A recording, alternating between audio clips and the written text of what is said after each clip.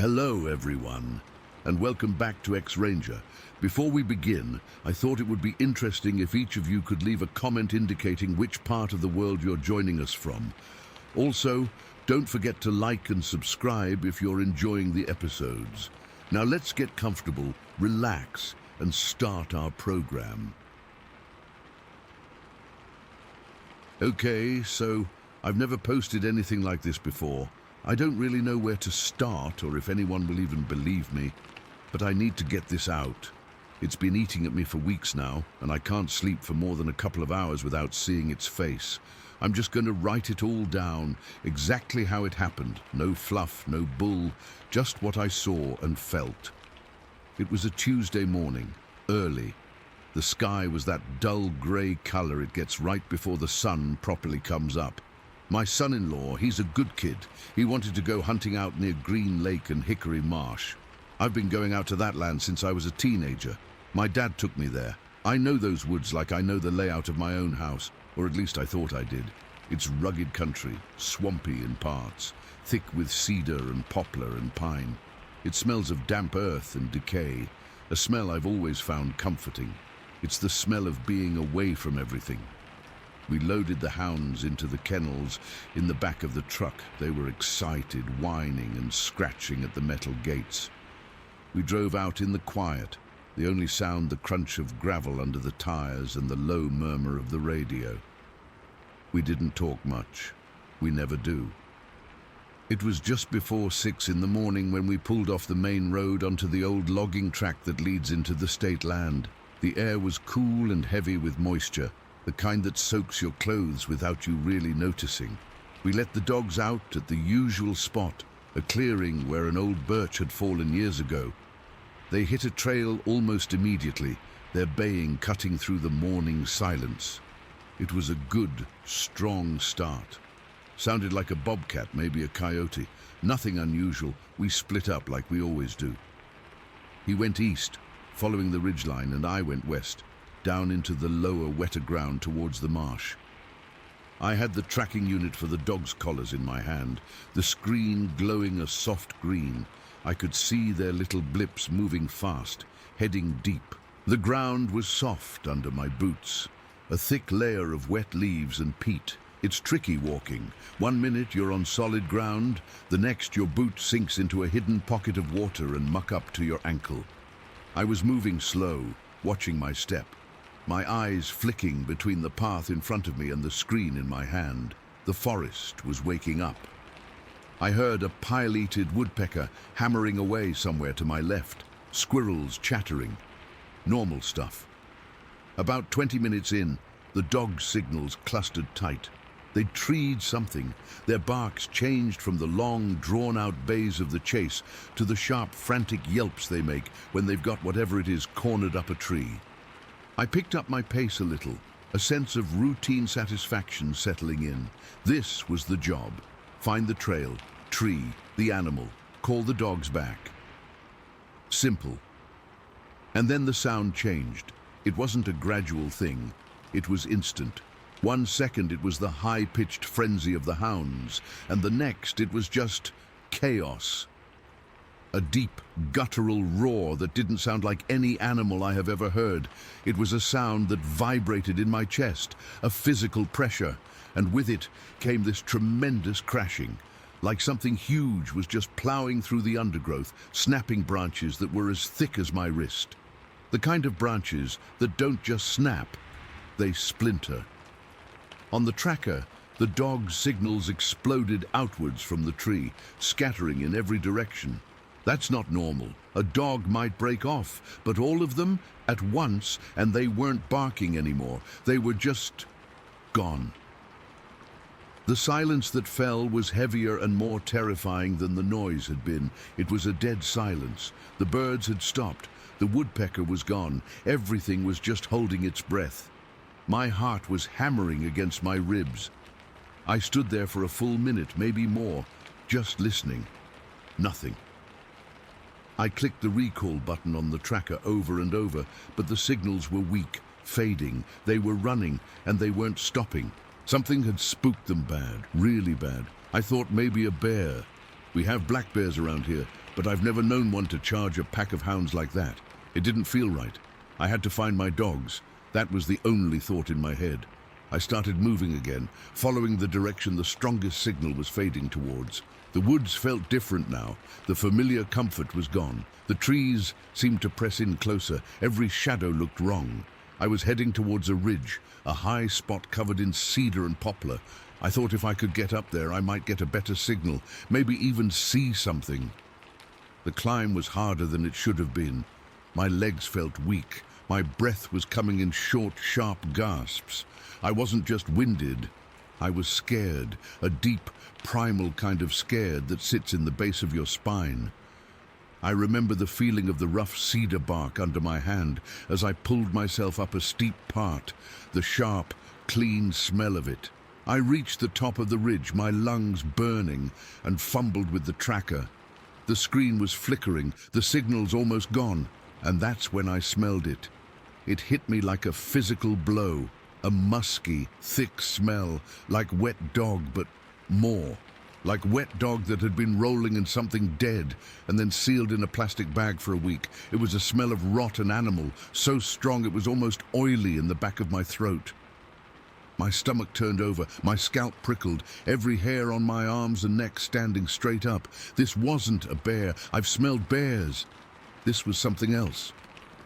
I froze. I just stood there, my head tilted, trying to place the smell, trying to understand what could make a stink like that. My eyes scanned the woods in front of me, down the other side of the ridge.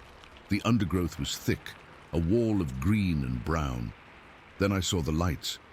2 points of light, low to the ground, like eye shine from a deer or a coon caught in a flashlight beam. But it was full morning now. The sun was up, filtering through the trees. There was no flashlight. My brain tried to make sense of it. Maybe it was just dew on a leaf or a trick of the light. I stared at them, and they didn't move. They just stared back. And then my perspective shifted. It was like one of those magic eye pictures.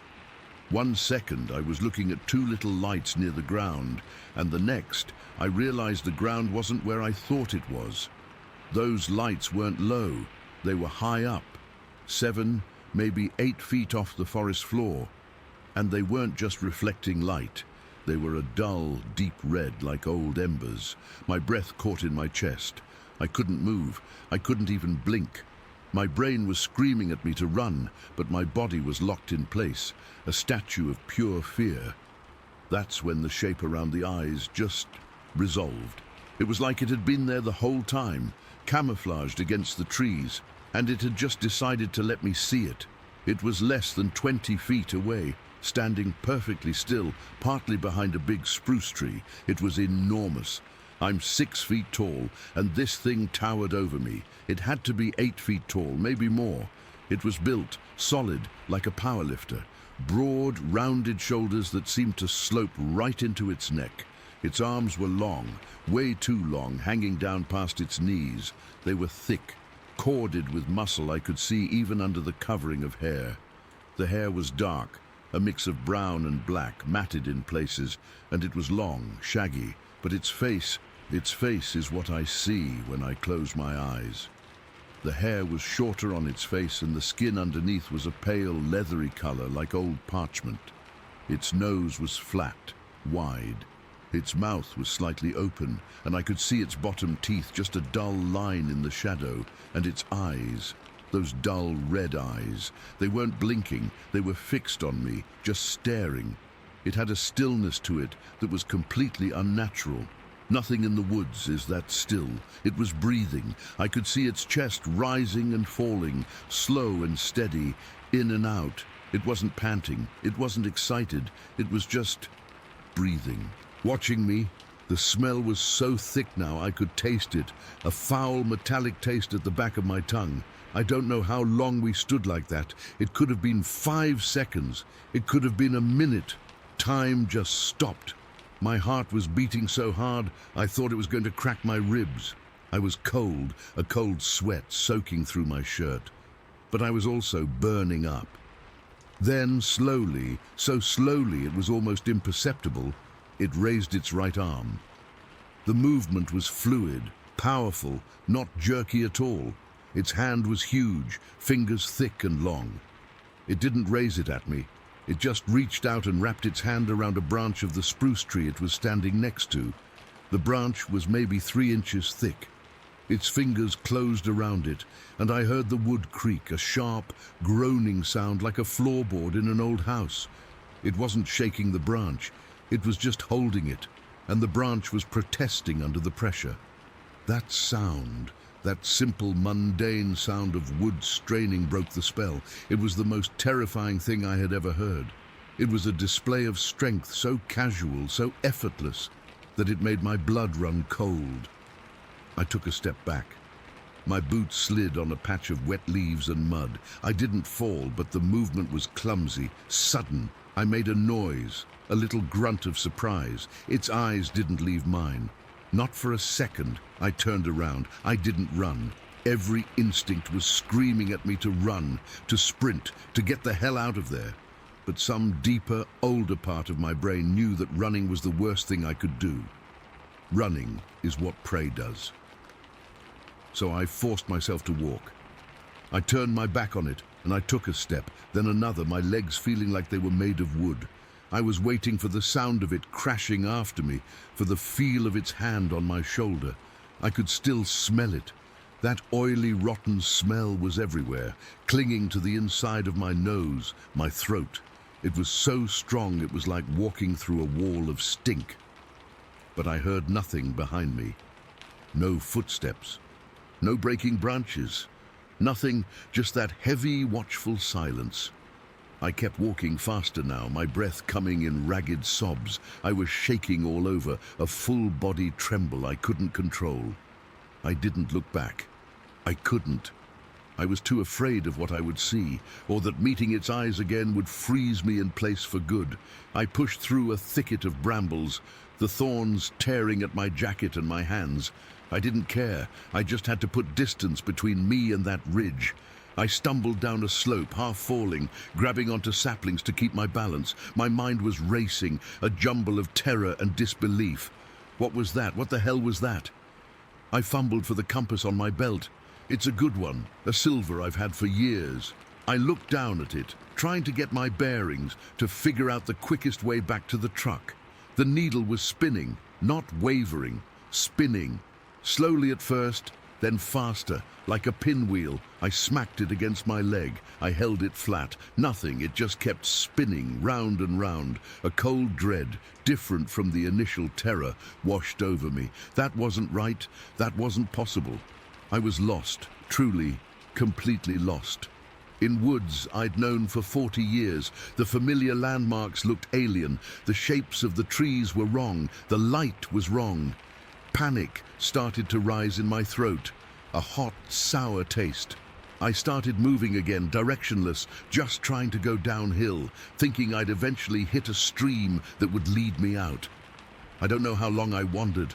It felt like hours. My clothes were soaked through with sweat and swamp water. I was cold and shivering, my teeth chattering. The image of those red eyes was burned into my mind, a constant, horrifying slideshow behind my own eyes. Then, through a gap in the trees, I saw a flicker of light, a steady yellow light. Headlights. A road. I almost cried. I stumbled out of the tree line and onto the gravel shoulder of a county road. I didn't even know what road it was. I just stood there, bent over with my hands on my knees, gulping in the clean, cold air, trying to stop shaking. A few minutes later, my son-in-law's truck came around the bend. He'd been driving the roads looking for me and the dogs. He pulled over and jumped out. "Jesus, are you okay? What happened?" "The dogs came back to the truck without you. They were freaked out." I just looked at him. I opened my mouth, but no words came out. My mind was a blank. All I could see was the creature, its eyes, its hand on that branch. I tried to form a sentence, to tell him what I saw, but it was like my brain had short-circuited. I just shook my head and climbed into the passenger seat. I was covered in mud, my hands were bleeding from the thorns, and I was shaking so hard I could barely buckle the seatbelt. He knew something was really wrong. He didn't press me. He just drove. We didn't talk the whole way back. That was weeks ago. The dogs were okay, just scared. They've been skittish ever since. I haven't been back to those woods. I don't think I ever can. I've spent every night since then lying awake, staring at the ceiling. The thing I can't get past, the thing that haunts me more than its size or its strength or even those horrible red eyes, is the intelligence I saw in its gaze. It wasn't just an animal, it was assessing me, it was thinking, and the silence. It was built for silence. It moved through those woods without making a sound until it wanted to. It's still out there, it lives there, it shares those woods, and it let me go. I don't know why, but it let me go, and I can't explain any of it. Story 2. It was one of those days that just drags on forever. I'd been at the office since 7 in the morning, and by 5 in the evening, all I wanted was to be home, to get out of my stiff work clothes and just not think for a few hours. This was back in March of 2007. I remember the date because it was a Friday, March 2nd, and the weekend was so close I could taste it. My co-worker Dave and I carpooled sometimes, but that day we'd driven separately because he had to run an errand after his shift. We ended up leaving at almost the exact same time, so I fell in behind his blue pickup truck as we headed out of the industrial park. We were taking 200 North, a road I'd driven 1,000 times. It's a long, straight shot that cuts through a lot of empty land before it eventually hooks up with the main highway. It's not completely deserted. There are a few scattered farmhouses way back from the road, but once you're a few miles out, the streetlights stop. And it's just you, your headlights, and a whole lot of nothing. The sun was just starting to go down. It was that time of day they call dusk, where the world isn't dark, but it's not light either. Everything looks kind of flat and grey. My headlights were on, and so were Dave's taillights up ahead. I had the radio on low, just some background noise, and I was probably thinking about what I was going to make for dinner. My mind was a million miles away from anything strange. Then Dave's truck did something weird. It wasn't a huge swerve, but it was sudden. His brake lights flared, and the whole truck jerked to the left, then corrected back. My only thought was deer. You see them out there all the time, especially around dusk. They just bolt out of the scrub. My foot hovered over my own brake pedal, my eyes scanning the road ahead of his truck, waiting for the tan flash of a deer's flank. But it wasn't a deer. It came out of the darkness on the right-hand side of the road, right into the sweep of my headlights. It stepped into the road, and my brain just broke for a second.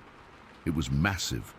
It was walking upright on 2 legs, but it was bent forward at the waist, like it was struggling to move.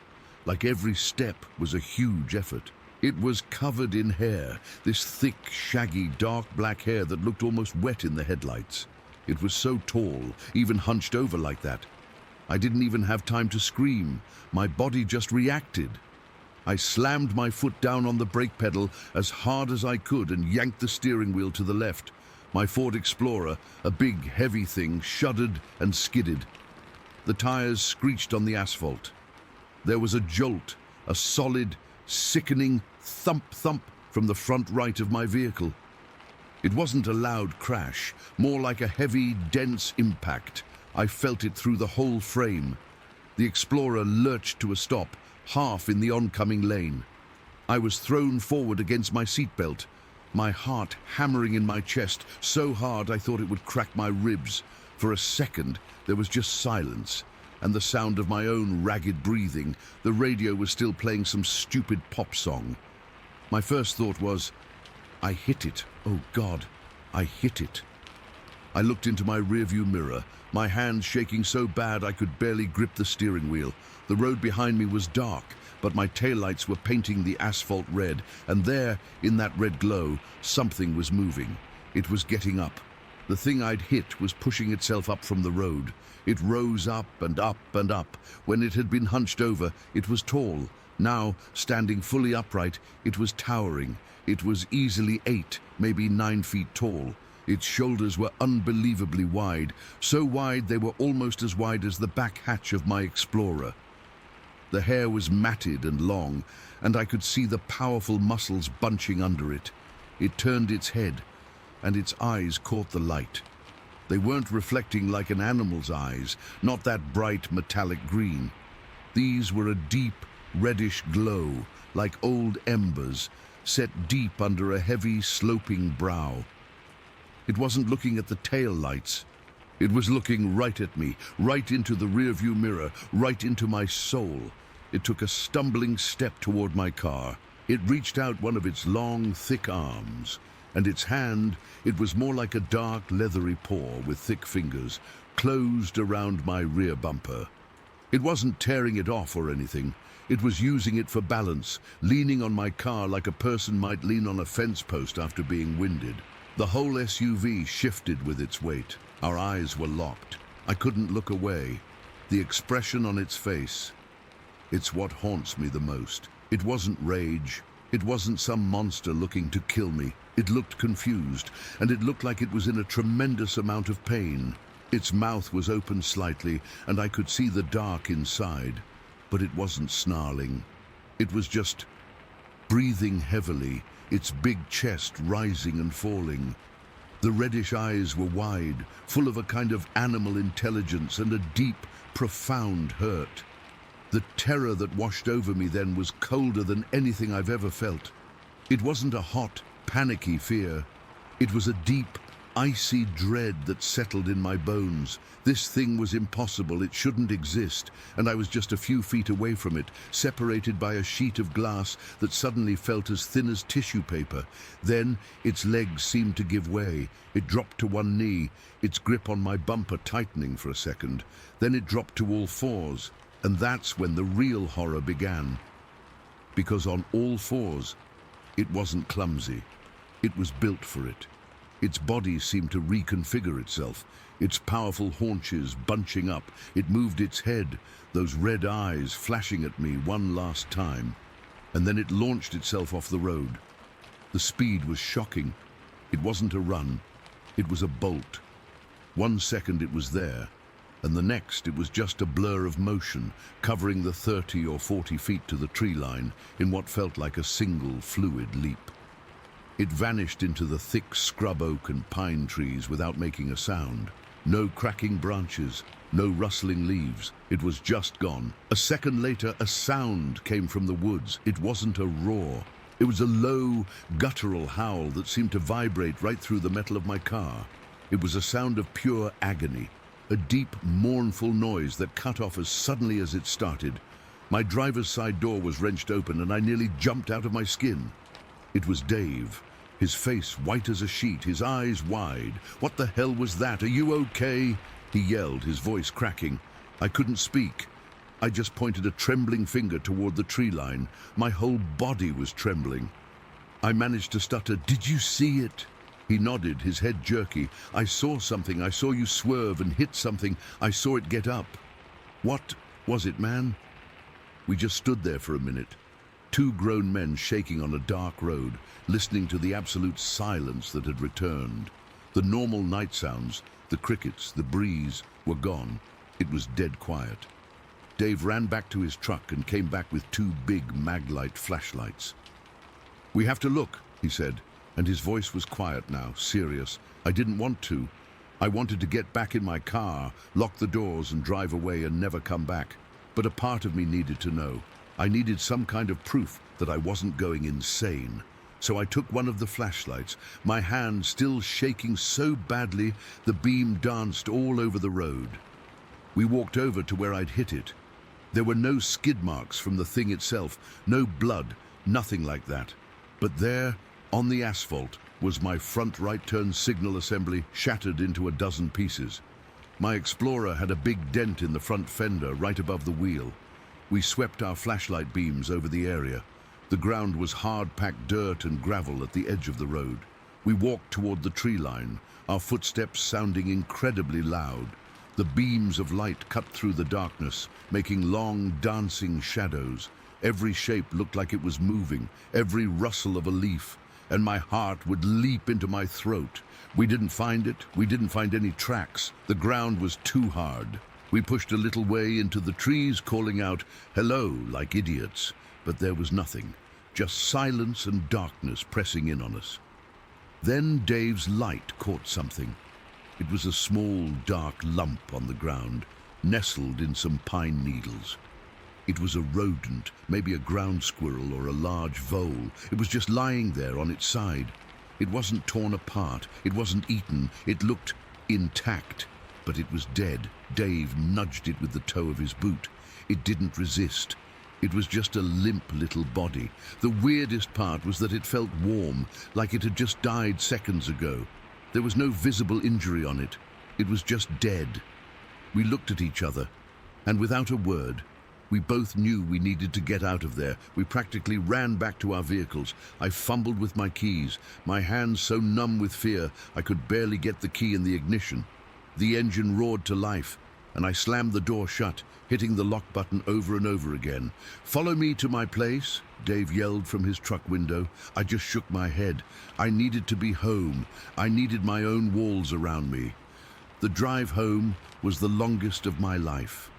I white-knuckled the steering wheel the whole way, my eyes constantly flicking to the rearview mirror, expecting to see those glowing red eyes catching up to me.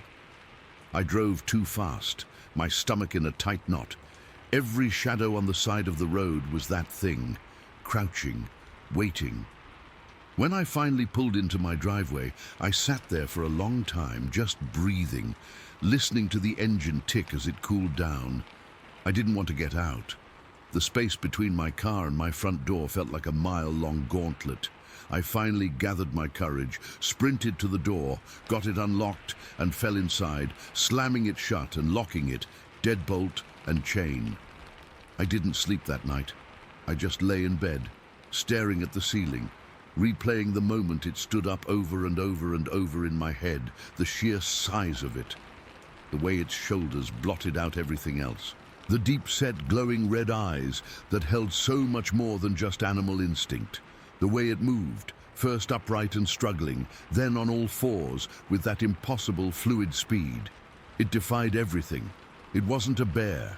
It wasn't a person in a suit. It was something else, something that wasn't in any book, any documentary, anything. The next morning, in the cold, clear light of day, I went out to look at my Explorer. There was the dent, the broken light. And then I saw something else. On the rear bumper, right where its hand had gripped it for balance, there was a smudge. It was dark, almost black, and it had an oily, slick texture to it. It wasn't mud, it wasn't blood. I touched it, and it felt greasy, and it had a smell, a weird, musky, pungent odor, like wet dog and old pennies, and something else I can't even describe. I scrubbed at it with a rag and some soapy water later, but the stain never fully came out. It faded to a grey shadow, but it was there for weeks, a permanent reminder. Dave and I saw each other at work on Monday. We made eye contact across the break room, and for a second, the shared terror was right there between us. But we didn't talk about it. We never talked about it. What would we even say? We both knew, we both saw it. Talking about it wouldn't make it any less real, and it wouldn't make the memory of its pained, confused face any less terrifying. It was our secret, a nightmare we'd shared on a deserted road. To this day, over a decade and a half later, I still get a tightness in my chest when I drive on a lonely road at dusk. I still check my mirrors, and I still see it, clear as day, standing up in my taillights, a giant from a world that isn't supposed to be real, looking right at me with those deep, red, knowing eyes. I hit it with my car. I looked it in the face, and I have no idea what it was. sus, Story 3. Hey, so I've been deer hunting for more than 30 years, mostly in the same general area around Wildcat Road. It's kind of my spot. Quiet, not too many people, and I know the trails like the back of my hand. I've seen bears, coyotes, even a mountain lion once from a distance, but nothing ever shook me like what happened that day. I'm still trying to wrap my head around it, and honestly, I haven't slept right since. I figured I'd write it down here because maybe someone else has heard something similar, or maybe it'll just help me get it off my chest. That morning I woke up early, around 5 o'clock, because I wanted to be in the woods before sunrise. The air was crisp, the kind of cold that bites at your nose and makes you glad for a warm jacket. I packed my gear, my rifle, some water, a couple of granola bars, and headed out in my truck. The drive to Wildcat Road is about 20 minutes from my place, and I spent it listening to the radio, just some old country songs to get my mind right. I wasn't expecting anything out of the ordinary. It was just another hunting day, or so I thought. I parked off the side of the road where I always do, near a bend that's mostly hidden by pines. The sun was starting to come up, casting this weak grey light through the trees. Everything was quiet, the way it gets in the woods early, with just the crunch of my boots on the fallen leaves and the occasional chirp of a bird. I remember thinking it was a perfect day for hunting, cool, not too windy, and the deer would be moving. I've spent so much time out here that I can usually predict how the day will go, but this time I was dead wrong. I hiked in about half a mile from the road to a spot where I've had luck before. It's a small clearing surrounded by thick oaks and pines with a game trail running through it. I set up against a big oak tree, its bark rough against my back, and I settled in to wait. The forest was waking up slowly, squirrels chattering, a woodpecker tapping somewhere off in the distance. I remember feeling calm, just watching the light filter through the branches, and I started scanning for movement. My rifle was resting across my knees, and I'd take slow breaths, trying to blend into the surroundings like I always do. For the first couple of hours, nothing much happened. I saw a few birds, heard some rustling that was probably a rabbit or something small. Around 9 o'clock, I started to get a little restless, so I shifted my position to get more comfortable. That's when I first noticed something off. It wasn't loud at first, just a faint cracking sound way off to my left. I figured it was a deer, maybe a big one, so I perked up and got ready. But the sound didn't move like a deer. Deer are light on their feet. They step carefully, almost dainty. This was heavier, like something big was pushing through the undergrowth without caring what it hit. I held my breath and listened harder. The cracking got louder, and I could hear branches snapping, not the little twigs that deer break, but thicker ones, like someone was shoving their way through. My heart started to beat a little faster, not from excitement, but from this weird unease that crept up on me. I've been in the woods long enough to know when something doesn't fit, and this didn't fit. It sounded too big, too forceful. I thought maybe it was a bear. We have black bears around here, and they can make a racket, but even bears don't usually crash through like that unless they're spooked or angry. The sound kept getting closer, and I could tell it was heading straight toward me. I tightened my grip on my rifle, my palms getting sweaty despite the cold. I was crouched low, trying to make myself small, and I remember the smell of damp earth and pine needles filling my nose. The air felt thick, like it was pressing in on me. I kept my eyes glued to the direction of the noise, expecting to see a bear or maybe even a moose, though moose are rare around here. But whatever it was moving fast, and it wasn't slowing down. Then, just when it sounded like it was about to break into the clearing, maybe 30 yards away, it stopped. Everything went silent, not just quiet, but dead silent, like the whole forest had frozen. The birds stopped chirping, the squirrels went still, and all I could hear was my own heartbeat thumping in my ears. That's when the fear really started to set in. I've never felt anything like that in the woods, this primal, gut-level dread that made the hair on my arms stand up. I was holding my breath, waiting, but nothing happened for what felt like forever, probably only a minute or two, but it dragged on. And then it screamed. It came out of nowhere, this loud, piercing sound that ripped through the silence. It wasn't like anything I've ever heard before. The best way I can describe it is like an elk bugle mixed with a wild pig squeal, but deeper and angrier, like it was coming from something huge and pissed off. The sound was so intense, it felt physical, like a wave hitting me in the chest. It lasted for what had to be 5 to 10 seconds, and during that time, I couldn't move. I was frozen, my body locked up with terror. My mind was racing, trying to place what animal could make a noise like that, but nothing came close. It was too deep for an elk, too shrill for a bear, and it had this raw, guttural edge that made my skin crawl. I could feel the vibration of it in the air, like the sound was shaking the trees around me. My heart was pounding so hard, I thought it might burst out of my chest, and I had this cold sweat breaking out all over my body. I remember my fingers gripping the rifle so tight they hurt. But I didn't dare lift it. I was too scared to even breathe, afraid that whatever it was would hear me. The scream echoed through the woods, and when it finally stopped, the silence that followed was even worse. It was heavy, oppressive, like the forest was holding its breath along with me. Then, just as I was starting to think maybe it was over, it screamed again. This one was different, shorter, but it felt like it was turning away from me.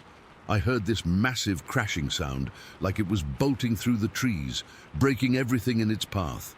The scream faded out, not like it was getting quieter, but like it was moving away fast. The way a train whistle sounds when it's speeding off into the distance. It lasted another 10 seconds or so, and then it was gone. The whole thing, from the first scream to the fade out, was probably about 20 seconds total, but it felt like an eternity. After it was over, I stayed crouched there for I don't know how long. My legs were shaking so bad I could barely stand, and my breath was coming in ragged gasps. The forest slowly started to come back to life. A bird chirped tentatively, then another, but I couldn't move. I just sat there, trying to process what had happened. My mind was a jumble of fear and confusion. I've spent decades in these woods. I've seen and heard all kinds of things, but this was different. This wasn't an animal I could identify.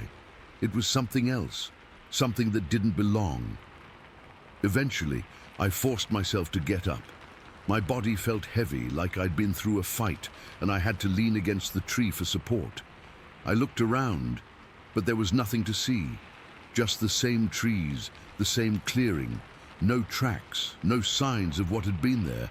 I thought about following the direction it went, but my gut told me not to.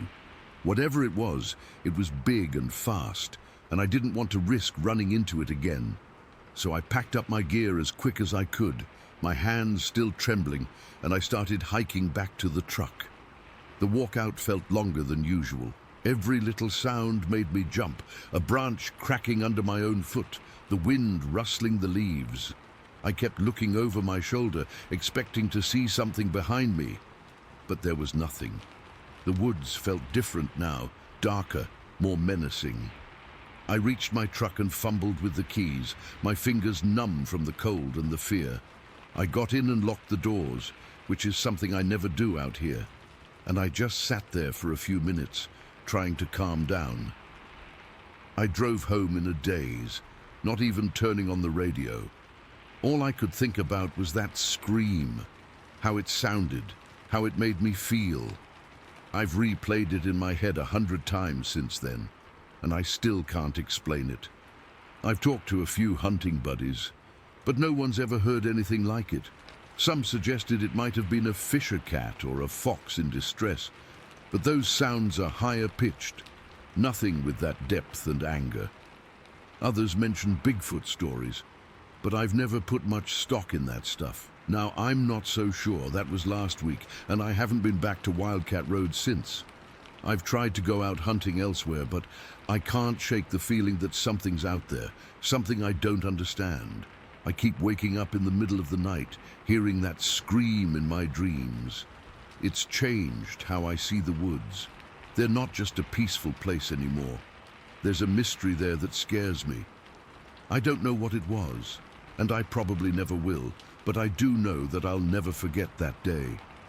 It's stuck with me, like a shadow I can't shake, and every time I close my eyes, I hear it again, that awful, unsettling scream that doesn't belong in this world. Story 4.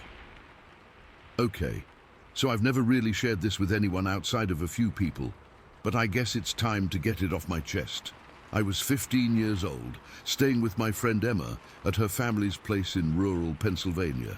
It was one of those summers where everything felt slow and lazy, the kind where you're just killing time before school starts again. Emma's family lived way out in the sticks, surrounded by woods so thick you could get lost 50 feet from the house. I loved it there. It was a break from the noise of the city, but that one day, everything changed. I woke up that morning feeling kind of groggy.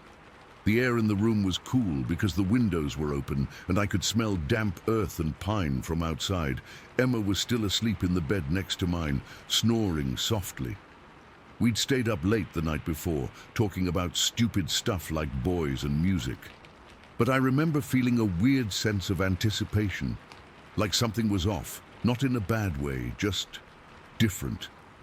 The sunlight was filtering through the curtains, casting long shadows across the floor, and I could hear birds chirping somewhere in the distance. It should have been a normal day. Emma's brother Jake was already up when we stumbled into the kitchen. He was a couple years older than us, maybe 17 or 18, and he had this quiet, knowing look about him. He spent a lot of time outdoors, hunting or just exploring, so he knew the area better than anyone. That morning he was leaning against the counter, sipping coffee and staring out the window like he was waiting for something. When we came in, he turned and gave us this slow smile. "You guys want to see something cool?" he asked. His voice was low, almost a whisper, and it sent a little shiver down my spine. I didn't know why at the time, but now I think he'd been planning this for a while. Emma perked up right away. "What is it?" she said, her voice still sleepy. Jake just shook his head and said, "It's called Old Grey. I'll show you after breakfast." He didn't explain what it was, and we didn't push it. Looking back, I wish we had. We ate cereal in silence, the only sounds being the crunch of food and the hum of the fridge. I kept glancing at Jake, trying to read his expression, but he was back to staring out the window, his eyes fixed on the trees. After we finished, Jake led us outside. The day was warming up, but there was still a chill in the air, the kind that makes you pull your jacket tighter. The ground was soft under my shoes, from rain the night before, and I could feel the dampness seeping through the soles. We followed Jake around the back of the house, past the shed and into the woods. The path was narrow, overgrown with ferns and fallen branches, and the trees closed in around us, blocking out most of the sunlight. It felt like we were stepping into another world. The air grew heavier, and the sounds of the house faded away, replaced by the rustle of leaves and the occasional crack of a twig underfoot. Jake walked ahead of us, not saying much, just occasionally pointing out landmarks like a bent oak or a pile of rocks.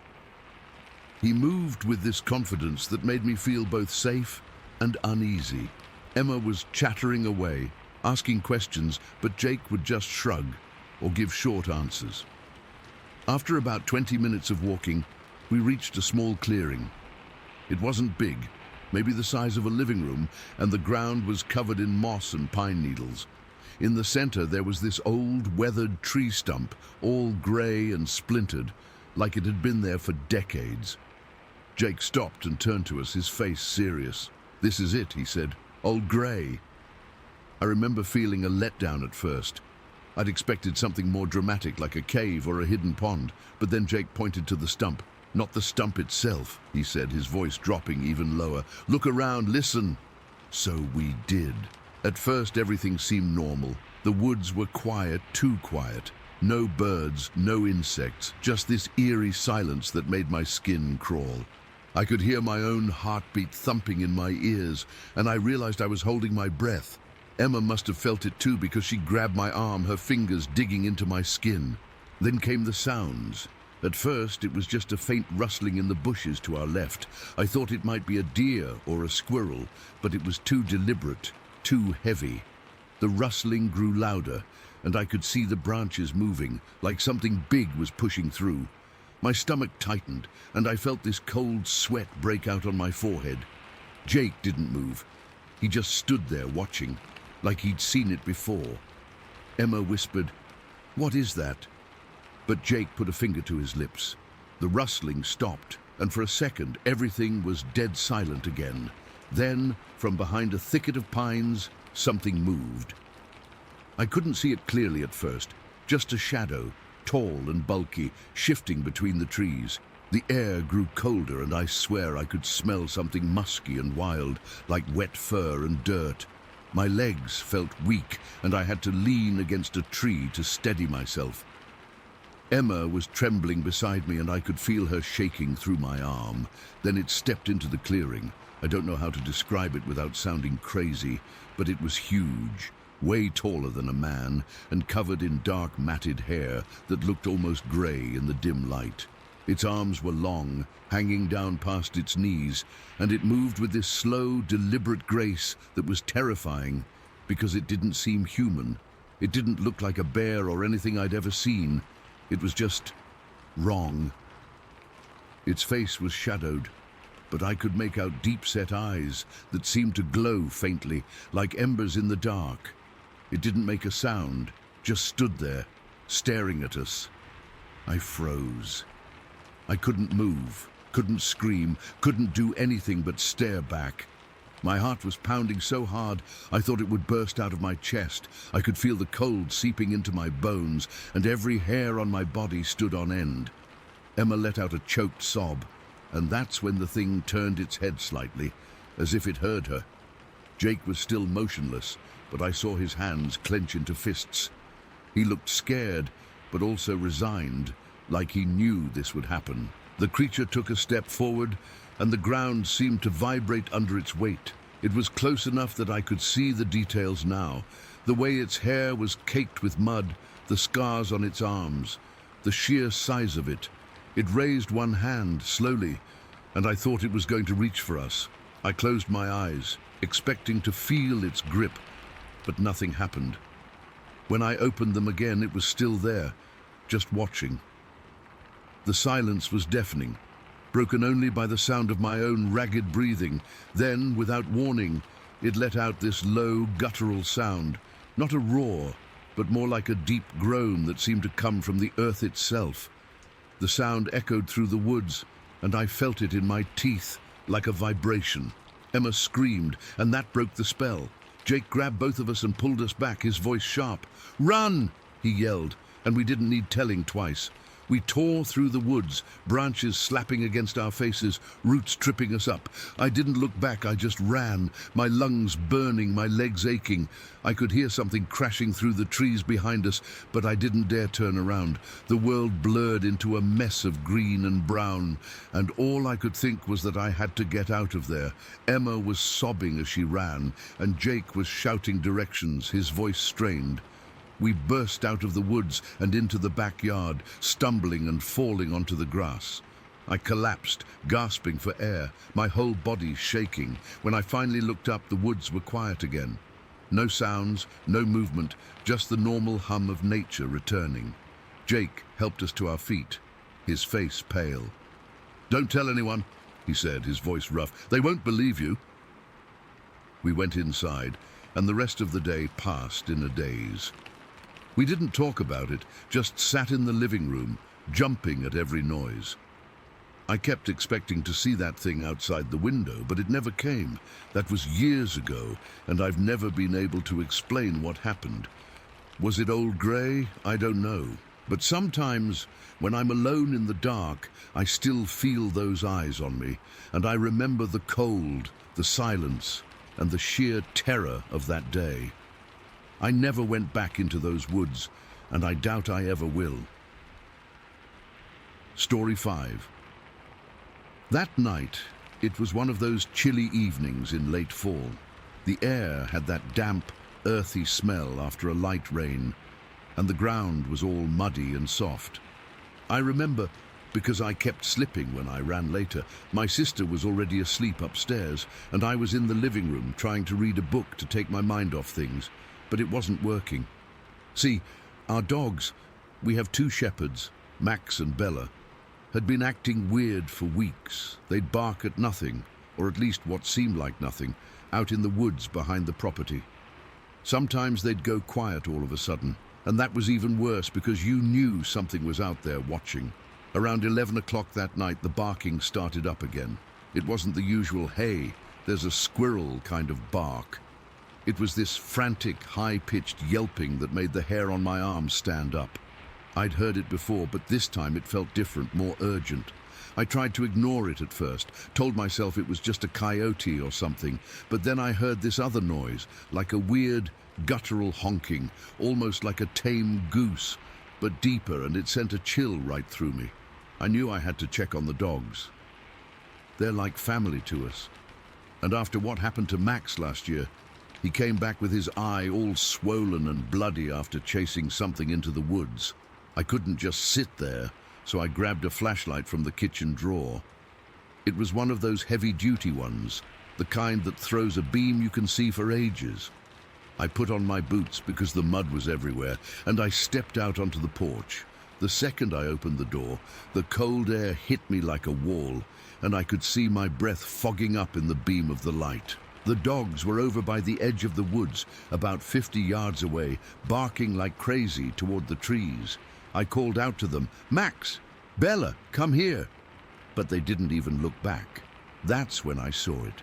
At first, I thought it was a shadow or maybe a tree stump I'd never noticed before, but then it moved. It was tall, so tall that it made the pine trees look small, and it was standing just at the tree line, partly hidden by the branches.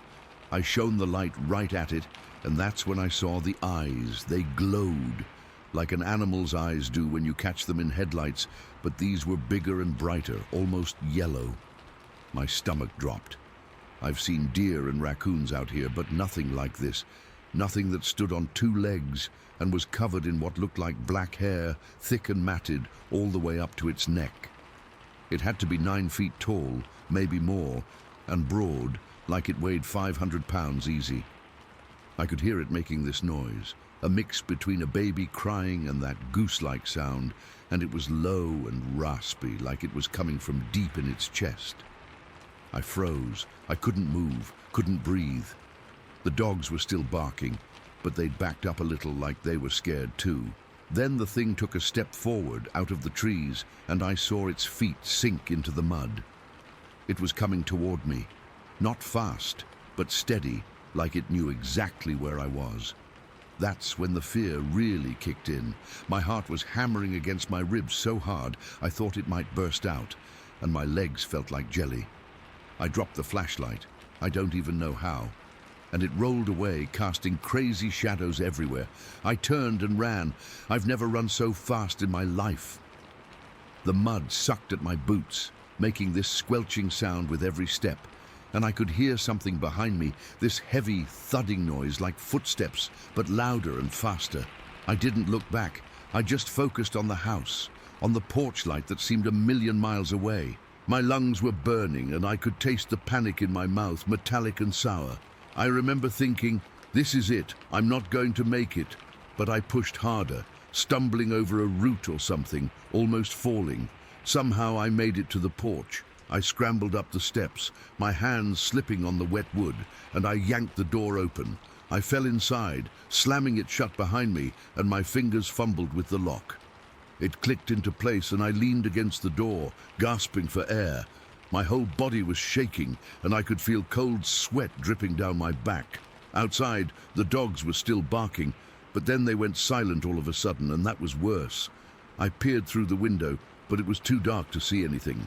That's when I heard it again, that crying, honking noise right outside, like it was just on the other side of the door. I didn't waste any time. I crawled over to the phone on the wall, my hands trembling so bad I could barely dial. I called 911, and when the operator answered, my voice was all shaky and breathless. I told her there was something outside, a creature, and it had chased me. She stayed on the line with me until the deputies arrived, which felt like forever. I kept hearing noises outside, rustling, that crying sound, and I was sure it was trying to get in. I grabbed a kitchen knife and just sat there on the floor, back against the door, waiting. When deputies Sheline and Berman finally pulled up, their headlights cut through the darkness, and I felt this wave of relief, but it didn't last long. I unlocked the door and let them in, and I must have looked a mess because Deputy Sheeling asked if I was okay right away. I told them everything, pointing out toward the woods. They went outside with their own flashlights and I watched from the window. They were out there for what felt like a long time, shining lights around, and then Deputy Berman called me over. He showed me these footprints in the mud, right where I'd seen the thing standing. The footprints were huge, like nothing I'd ever seen. They were human-like, but bigger. Deputy Sheeline measured them later and said the ball was about 6 inches across and the heel was around 4 inches. But the weirdest part was how they were changing. Because of the rain, the mud was soft, and the prints were already starting to blur and deteriorate, like they were melting away. Deputy Berman said it was like something heavy had been there, but it was moving fast, and the rain was washing the details out. I could see the impressions myself, deep and clear in some spots, but fading at the edges. It made me feel sick, knowing that thing had been right there, so close to the house. We all went back inside, and they asked me more questions. I described the creature again, how tall it was, the black hair, the glowing eyes, the noises. Deputy Sheeline wrote it all down, and he said they'd had other reports in the area, but nothing this close to a home. They stayed for a while, just keeping an eye out, but nothing else happened that night. Before they left, they told me to keep the doors locked and call if I saw or heard anything else. I didn't sleep at all after that. I just sat up, listening to every little sound, jumping at the wind, rattling the windows. The next day, word got around fast. Gordon Brown, who lives a few miles down the road, said he saw something similar near his property, and then more people started calling in sightings. It caused this huge traffic jam on the back roads, with curiosity seekers driving out to see if they could spot it. The deputies even set up a stakeout with deer rifles, hoping to catch a glimpse or scare it off, but they never found anything. The creature just vanished, like it was never there. Part of me was relieved, but another part knew it wasn't over. I still get that knot in my stomach every time the dogs bark, and I can't shake the feeling that it's out there, waiting. That night changed everything for me. I keep going over it in my head, the way it moved, the sounds it made, the sheer size of it. I've tried to rationalize it. Maybe it was a bear or a person in a costume. But bears don't stand that tall or make noises like that, and no costume could explain the footprints or the way it disappeared. It's been weeks since then, and I'm still afraid to go outside after dark. My sister and I take turns checking on the animals during the day, but we always go together now. The fear has worn on us, like a constant weight on our shoulders.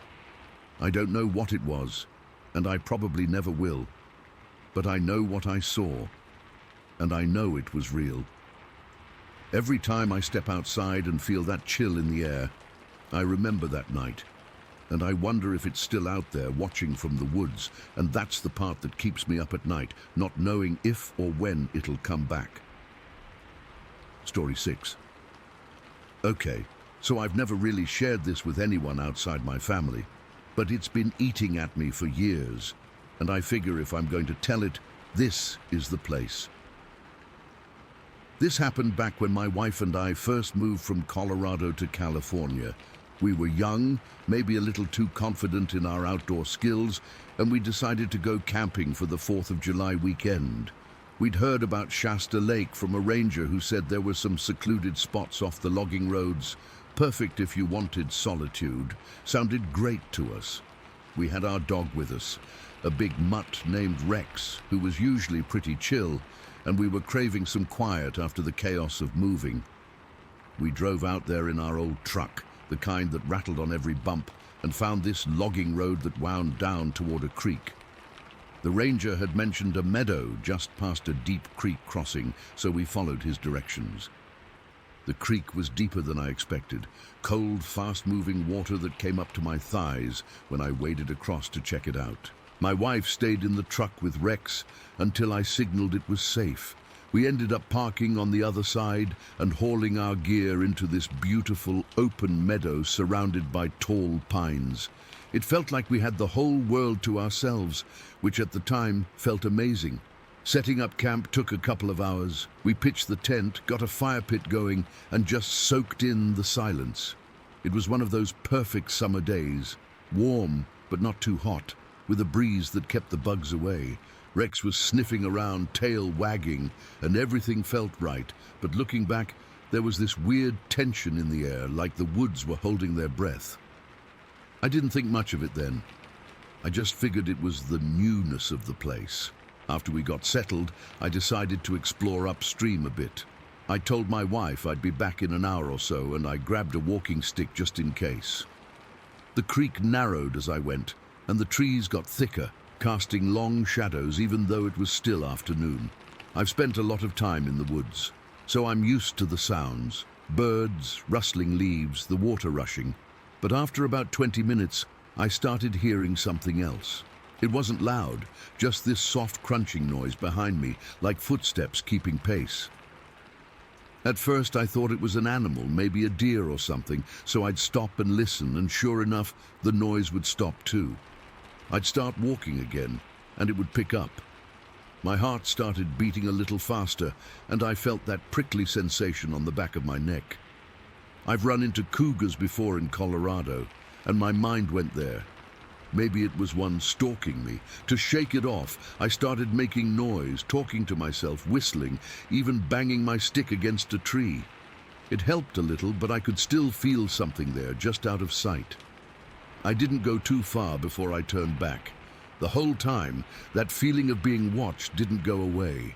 When I got back to camp, my wife was sitting by the tent and Rex was lying next to her, but he was tense, his ears perked up. She said he'd been growling on and off while I was gone, low rumbles that she hadn't heard from him before. Then she mentioned the smell, this awful rotten stench that had drifted through camp a few times, like something dead had been left out too long. I sniffed around, but I couldn't pinpoint it. The air just smelled like pine and damp earth to me, so I brushed it off, thinking maybe it was some decaying plants or a dead animal nearby.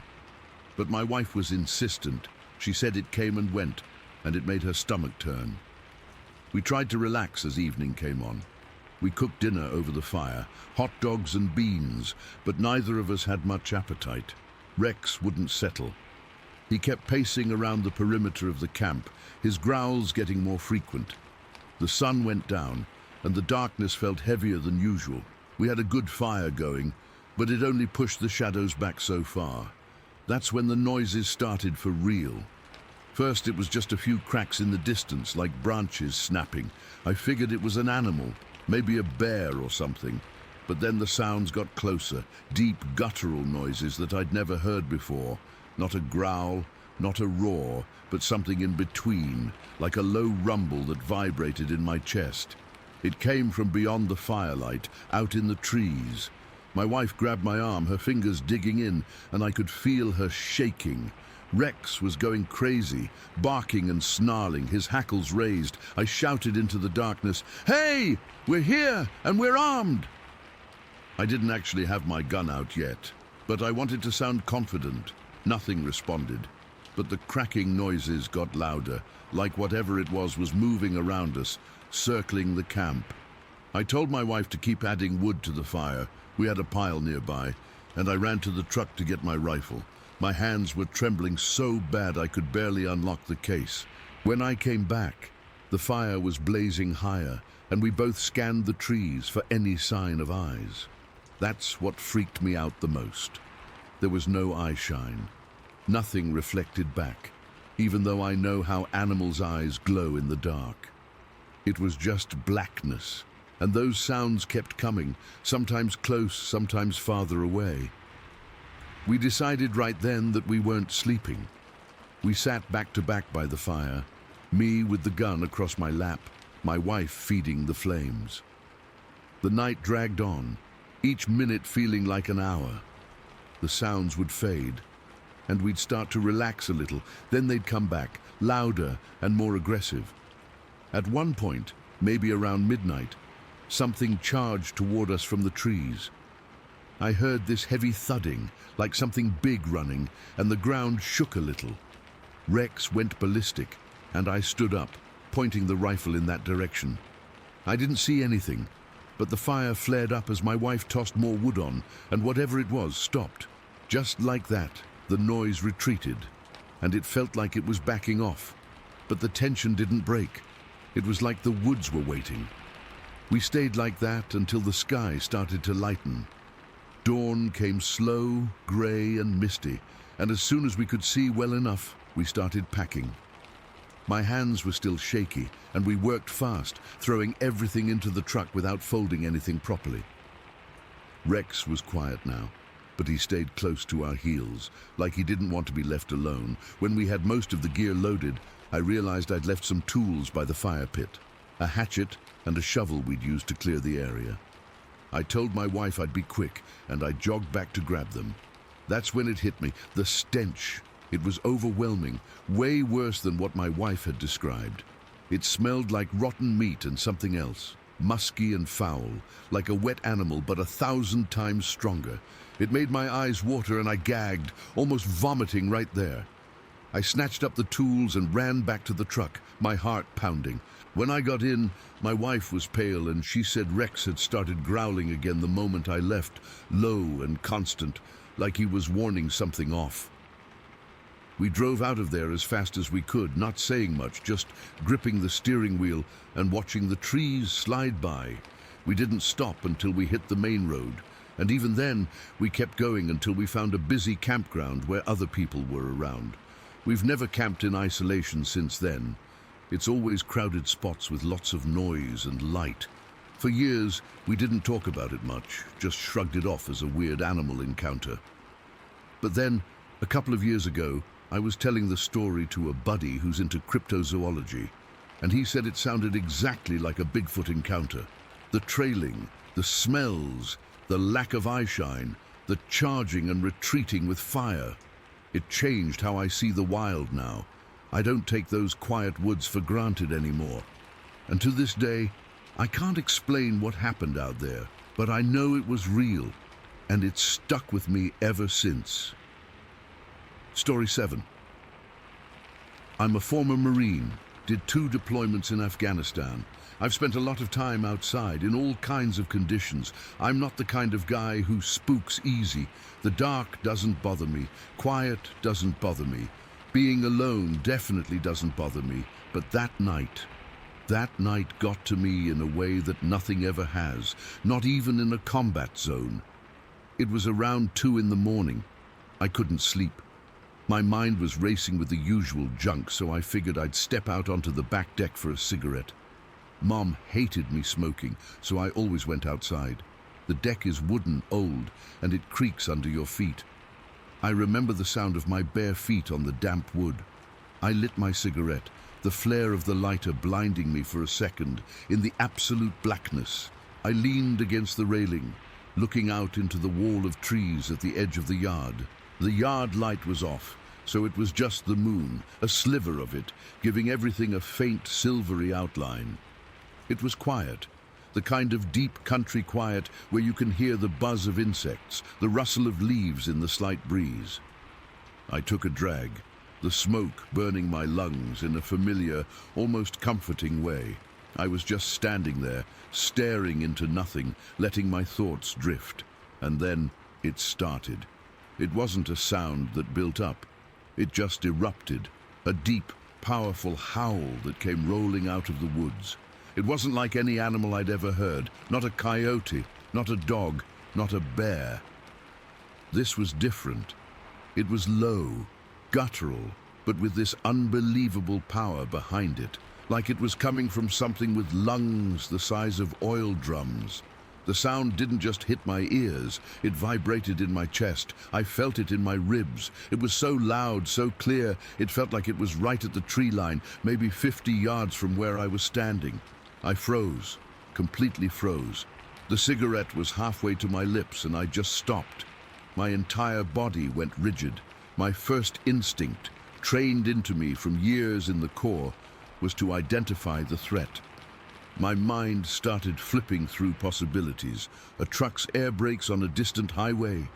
No, the sound was too organic, too alive.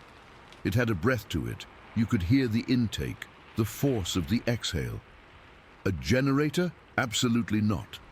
This was a vocalization. This was something alive. The howl lasted for what felt like a long time, but if I had to guess, it was about 4 or 5 seconds.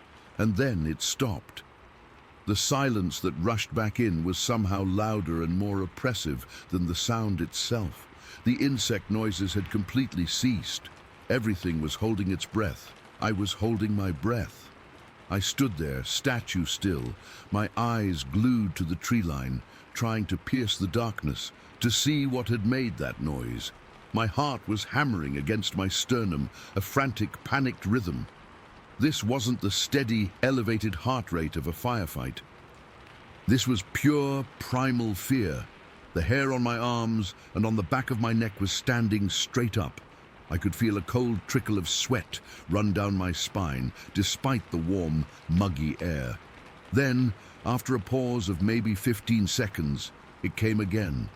The exact same sound, a deep, booming howl that seemed to shake the very air. It was identical in length, identical in tone. It was a precise, repeated call.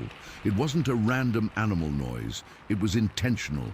It was a statement, and it was close, so damn close. I'm not a small guy. I'm 6 feet tall, 200 pounds, and I've been in situations where most people would lose their minds. But in that moment, on my mum's back deck, I felt small. I felt exposed. The deck felt like a stage, and I was the only actor, with something huge and unseen watching me from the wings.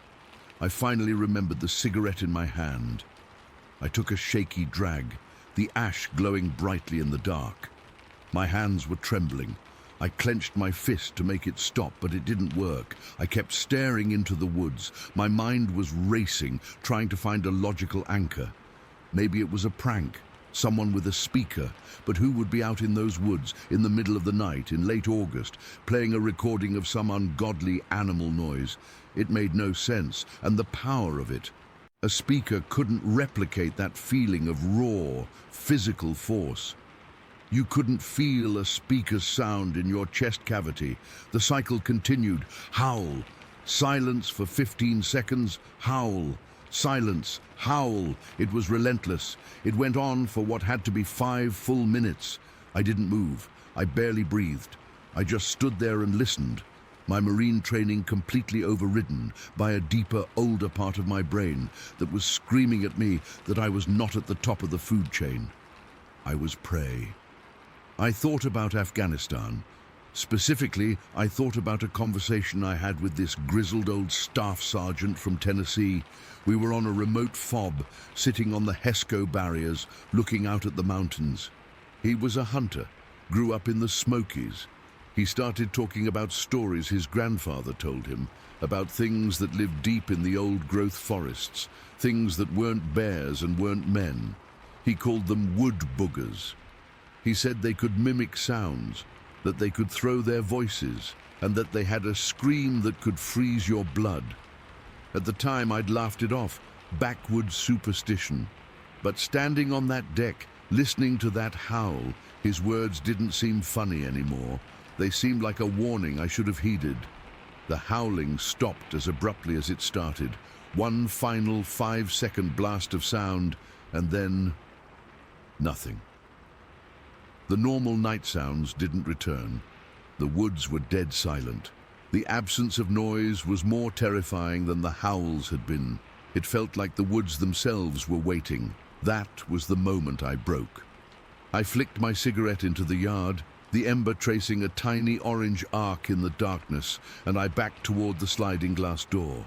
I didn't turn my back on the tree line. I fumbled behind me for the handle, my palms slick with sweat, my heart still trying to beat its way out of my chest. I finally found it, yanked the door open, and practically fell inside. I slammed it shut and twisted the lock, the click sounding ridiculously flimsy. I stood there in the dark living room, my back against the cool glass of the door, breathing hard. I could still feel the vibration of that howl in my bones. My mom's house was quiet, just the hum of the refrigerator from the kitchen. It felt safe, familiar, but the feeling of dread from outside had followed me in. It was clinging to me. I had to know. I had to find out what that was. I went straight to the small home office where my mom kept her computer. I booted it up, the blue light of the monitor flooding the dark room. My hands were still unsteady as I typed. I didn't even know what to search for. Strange animal howl, Georgia. Deep howl in woods. The results were mostly garbage. Forum posts about coyotes. Then I remembered the staff sergeant's stories. I typed in large primate sounds North America. That led me down a rabbit hole. I found a site, some kind of database for unexplained sounds and sightings. My pulse was throbbing in my temples. I started clicking on audio files. Most of them were clearly bears, cougars, foxes. Then I found one. The title was something like Ohio Howl, recorded by Hunter, 2008. I clicked play, and my blood ran cold.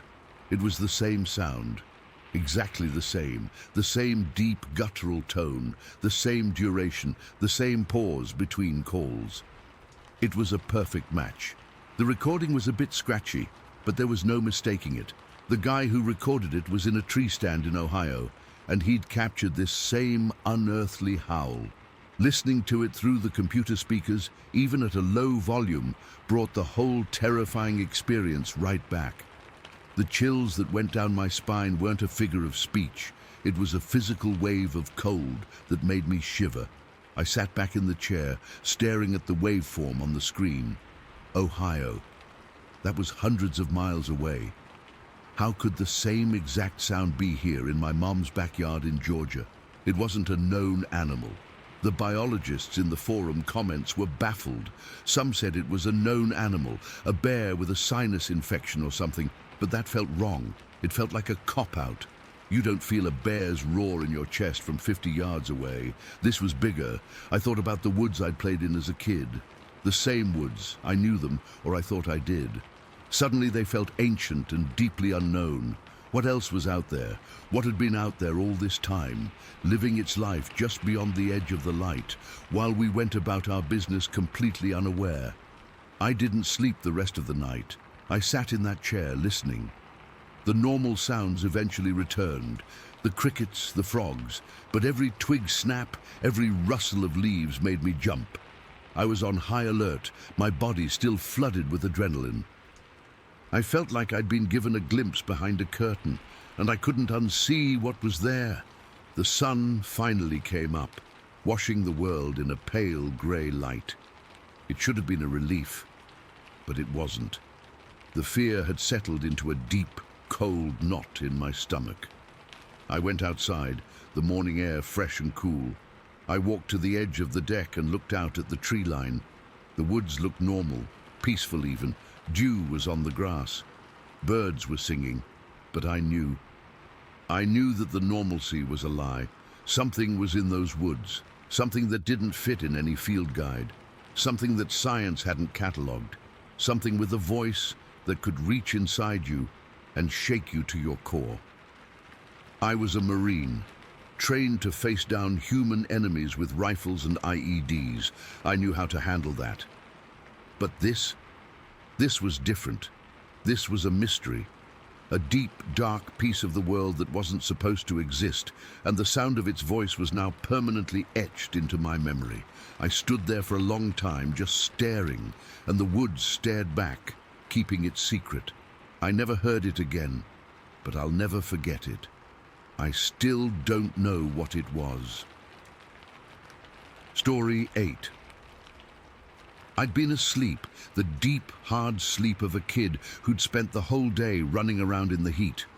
Something pulled me out of it. Not a sound, not at first. It was more like a shift in the air, a feeling that the quiet outside had gotten too quiet. The crickets had stopped. That was the first thing my brain registered, even half asleep. The constant buzzing choir of crickets that sang all night, every night from early spring to late fall. They'd just shut off, like someone had thrown a switch. I remember lying there in the dark, listening to the nothing. My heart was starting to beat a little faster, that dumb kid fear of the dark starting to prickle on my skin. The moon was full, or nearly full. because a pale silver light was streaming through my window, casting long, weird shadows from my dresser and my toy box. I pulled my thin sheet up to my chin and rolled over, facing the window, thinking if I just saw the normal outside, the big oak tree and the overgrown lawn, I could calm down and go back to sleep. That's when I saw it. Or rather, that's when I saw the moonlight get blocked out. It didn't happen slowly. 1 second, the window was a rectangle of hazy silver light, and the next, it was just gone, replaced by a massive dark shape that filled the entire frame. My breath hitched in my throat, a tiny stuck sound. I was frozen, my eyes wide open and straining in the dark, tried to make sense of the shape. It was too big to be a person. Way too big. The top of the shape was brushing against the top of the window frame, and the sides were pressing against the edges. Then my eyes adjusted, or the thing moved just a fraction, and the moonlight caught it from the side. It was a face, a huge, wide face, covered in what looked like thick, matted hair. It was a reddish-brown color, like old wet clay. But the eyes are what I still see when I close my own. They were set deep under a heavy, bony brow, and they weren't like any animal's eyes I'd ever seen. They were a glowing, reflective red. Not like a demon from a movie, not with little flames in them or anything, but like the eyes of a possum or a deer caught in car headlights, only 100 times brighter and a deep, unsettling red. They didn't blink. They just stared, fixed on me. From the other side of the glass, I couldn't move. I couldn't even breathe. Every muscle in my 8-year-old body was locked solid with a terror so complete, it felt like I'd been turned to stone. This wasn't a nightmare. In a nightmare, things are fuzzy, they change. This was sharp and horribly, terribly real. I could smell it. A smell came through the closed window. A thick, heavy odor of wet dog, but mixed with something else, something foul and earthy, like a rotting log in a swamp. The face just stayed there, those red eyes pinning me to my bed. I could see the details of the hair around its mouth, coarser and darker, and the flat, wide nose. Time stopped. It might have been 5 seconds, it might have been 5 minutes. All I could do was stare back. A silent scream trapped so deep inside me, I thought my chest would crack open from the pressure. Then it made a sound. It started low, a vibration I felt more than heard, a deep rumbling that came up through the floorboards and into my bed frame. It grew into a growl, but it wasn't a dog's growl. It was deeper, more guttural, like rocks grinding together deep underground. The window pane in front of its mouth fogged up with its breath, a brief cloud on the glass that disappeared as quickly as it came. The sound was full of something I was too young to name, but I understand now was pure frustration, a rage. The growl tapered off, and for a second there was silence again. Then its hand came up. It was enormous, dark, and covered in the same reddish-brown hair, but shorter on the back. The fingers were long, too long, and they ended in thick, dark nails that weren't quite claws, but weren't human fingernails either. It pressed its palm flat against the glass. The glass bowed inward with a creaking sound, a tiny, high-pitched complaint of stress that made my teeth ache. I thought for sure the window was going to shatter. It moved its hand, trying to find a way in. It slid its fingers down to the bottom of the window frame, where the lock was. It couldn't get any leverage. The window was an old-fashioned sash window, and it was locked with a little brass latch on the inside. The creature's fingers, those long, dark fingers, curled and scratched at the wood of the frame, making a dry, scraping sound. It was trying to pry the window up, but the frame was too tight, and its fingers were too thick to get a good grip. That's when the frustration seemed to boil over. It let out another of those low rumbles, this one shorter, angrier. It pulled its hand back, and then, in a movement that was shockingly fast, it slammed its open palm against the glass. The whole window shook violently in its frame. A small, thin crack appeared in the bottom corner of the pane, with a sound like a gunshot in the silent room. I flinched so hard I bit my tongue, the coppery taste of blood filling my mouth. It tried to push its fingers through the crack it had made, but the opening was too small. It could only get the very tips of 2 fingers through, wiggling them in the air on my side of the glass, those fingers, inside my room. That was the moment the pure, paralyzed terror broke, and a new, more primal fear took over. I felt a warm rush of urine soak my pajama pants and the sheet beneath me. I was too scared to be embarrassed. I was too scared to do anything but lie there, shaking, watching those 2 dark fingertips probing the air just a few feet from my bed. It stopped. It pulled its fingers back. The red eyes were back on me, and the feeling of being stared at was so intense it was like a physical weight on my skin. It wasn't just looking at me, it was studying me.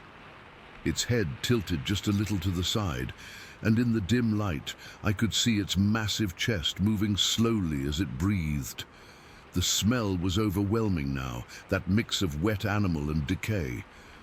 I thought it was going to try to break the window again. I thought that was it. I was going to die in my bed. I squeezed my eyes shut, praying to a God I didn't really understand, waiting for the crash of glass and the feeling of those hands on me. But the crash never came. I heard a different sound, a slow, heavy, scraping footstep on the gravel path outside my window. Then another. I forced my eyes open. The face was turning away.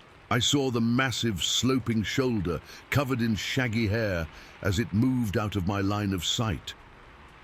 The moonlight flooded back into my room, suddenly and shockingly bright.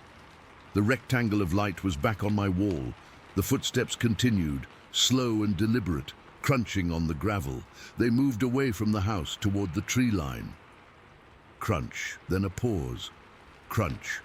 Another pause. Each step was like a hammer blow in the quiet. I lay there, still frozen, listening as the steps got fainter and fainter until they were swallowed by the deep silence of the woods. The crickets didn't start up again. The night remained perfectly, unnervingly silent. I don't know how long I lay there. It could have been an hour.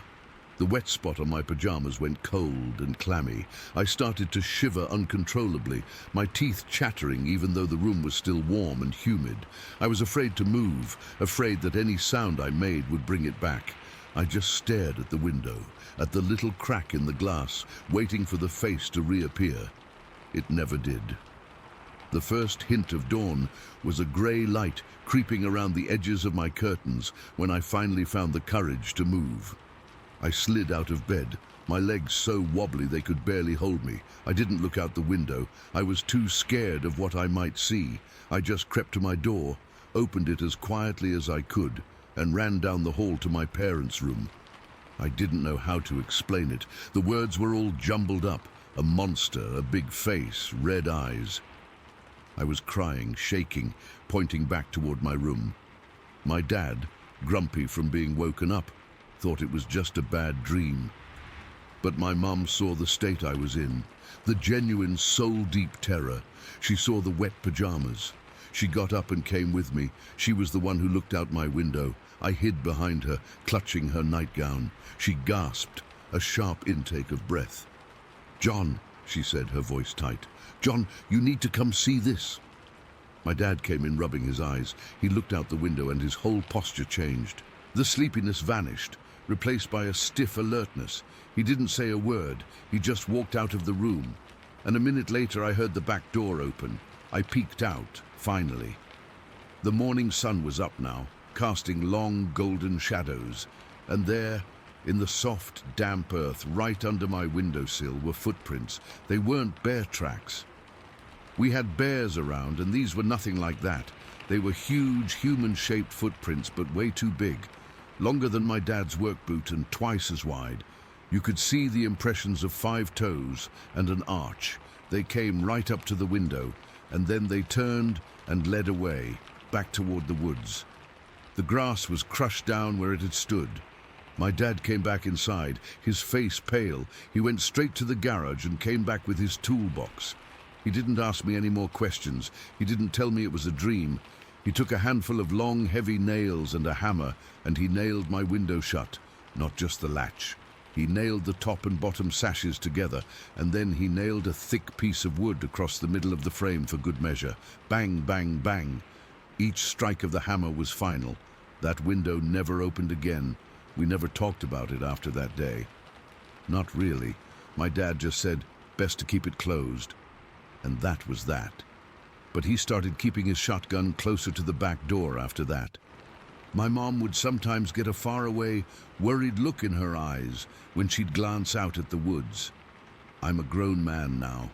I haven't lived in that house for years, but I still sleep with my windows closed and locked, no matter how hot it gets. And sometimes, on a quiet, humid night when the crickets suddenly stop singing, I'll wake up in a cold sweat, my heart hammering against my ribs, the coppery taste of blood in my mouth, and I'll stare into the darkness, waiting to see a rectangle of moonlight disappear. And that's story 9. It's funny how your brain tries to make sense of things that just don't fit. That's how it started, with me lying in bed trying to convince myself it was just some weird bird. We'd moved into this house on the edge of White's Woods in Pennsylvania the autumn before. It was supposed to be this fresh start, a quieter life away from all the noise. The house was a bit of a fixer-upper, but it was ours. And the woods were right there, a huge dark wall of trees at the end of our backyard. The first time I heard it was that following summer. I remember the date because it was the middle of July and the heat was just oppressive, even at night. My room was on the second floor facing the woods, and I always slept with the window open just a crack, hoping for a breeze. I woke up, not from a nightmare or anything, just woke up. The clock on my nightstand said 2:30 in the morning, and that's when I heard it. It was a whistle, but not like a person whistling a tune. This was sharp, really high-pitched, and it did this thing where it started low and then rose, like it was climbing up a ladder of sound until it was just at the edge of what I could even hear. It came from deep in the woods, but from one specific spot, straight out from my window. It lasted for maybe 10 seconds, and then it just stopped. The silence afterwards felt heavier than before. I laid there for a long time, just listening. Nothing. My heart was thumping against my ribs. I told myself it was an owl or some kind of night bird I'd never heard before. It had to be. What else could it be? I finally fell back asleep, and in the morning, with the sun coming through the blinds, it felt silly. I mentioned it to my dad over cereal, just a casual, "Heard a weird bird last night." He just shrugged. "Lots of critters out there, son." And that was that. For a while, it came back. Not every night, but often enough that I started to recognize it. Always around 2:30 in the morning. Always from that exact same spot. It became this weird, unsettling ritual. I'd wake up a minute or two before it happened, like my body was anticipating it. I'd lie there in the dark, waiting, and sure enough, that rising, piercing whistle would cut through the night. I stopped telling my family about it. It was just my thing, this strange secret I had with the woods. Then, the next summer, it changed. It was another hot July night. I was already awake, waiting. The whistle started, same as always, but right in the middle of it, there was this sound underneath it. A crack, a loud, sharp snap, like a thick branch being broken over someone's knee. The whistle didn't stop, it just kept going, this eerie, rising note, and now there was this percussion to it, another crack, and then a series of smaller snaps, like something was walking through a pile of kindling. That's when the fear really started to set in. A bird doesn't break branches like that. A deer might, but this sounded heavier, more deliberate. I got out of bed and crept to the window, pressing my face against the screen. The woods were a solid mass of blackness. I couldn't see a thing, but I could hear it. The whistling stopped, and for a few seconds there was just the sound of more branches cracking, moving away, getting fainter until it was gone. I didn't sleep the rest of that night. I just sat by the window, staring into the dark, feeling a cold knot in my stomach. This wasn't a bird, this was something else. The next year, the third summer, it got worse. The sounds became more frequent. The whistling was still there, but the sounds that came with it were louder, more aggressive. It wasn't just branches snapping.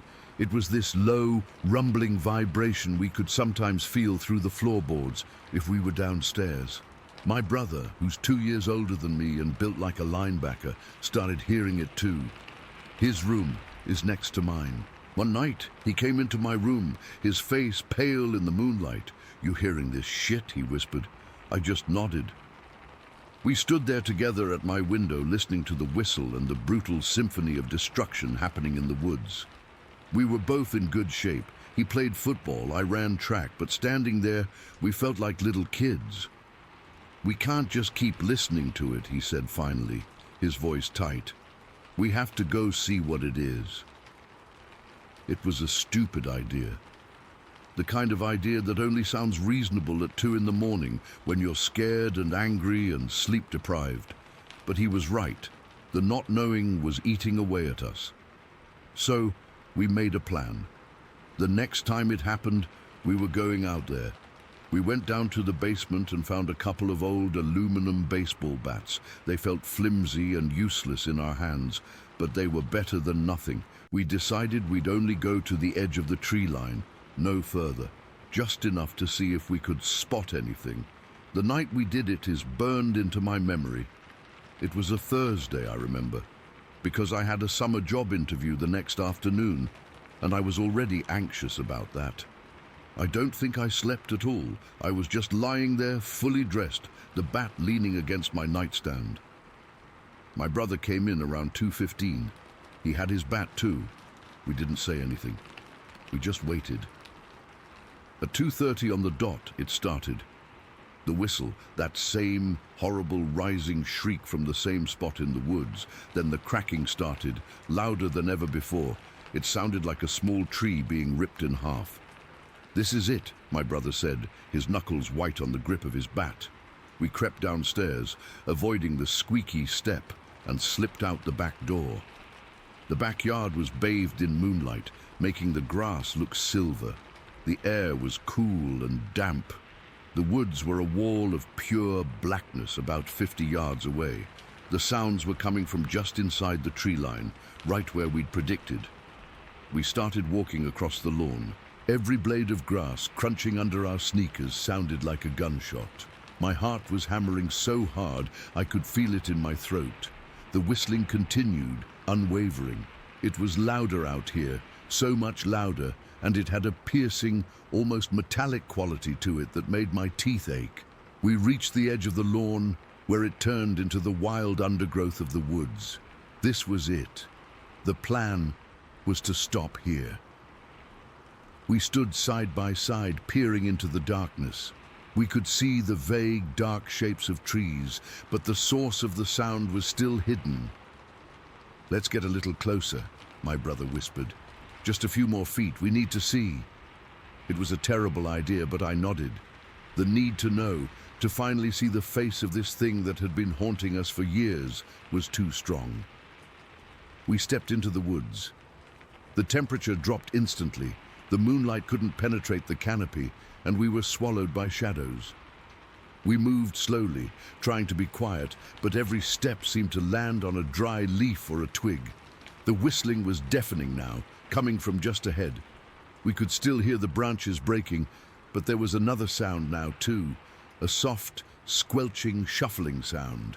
We kept moving, maybe 25 yards in. We were far enough that the lights from our house were completely gone. We were in its world now.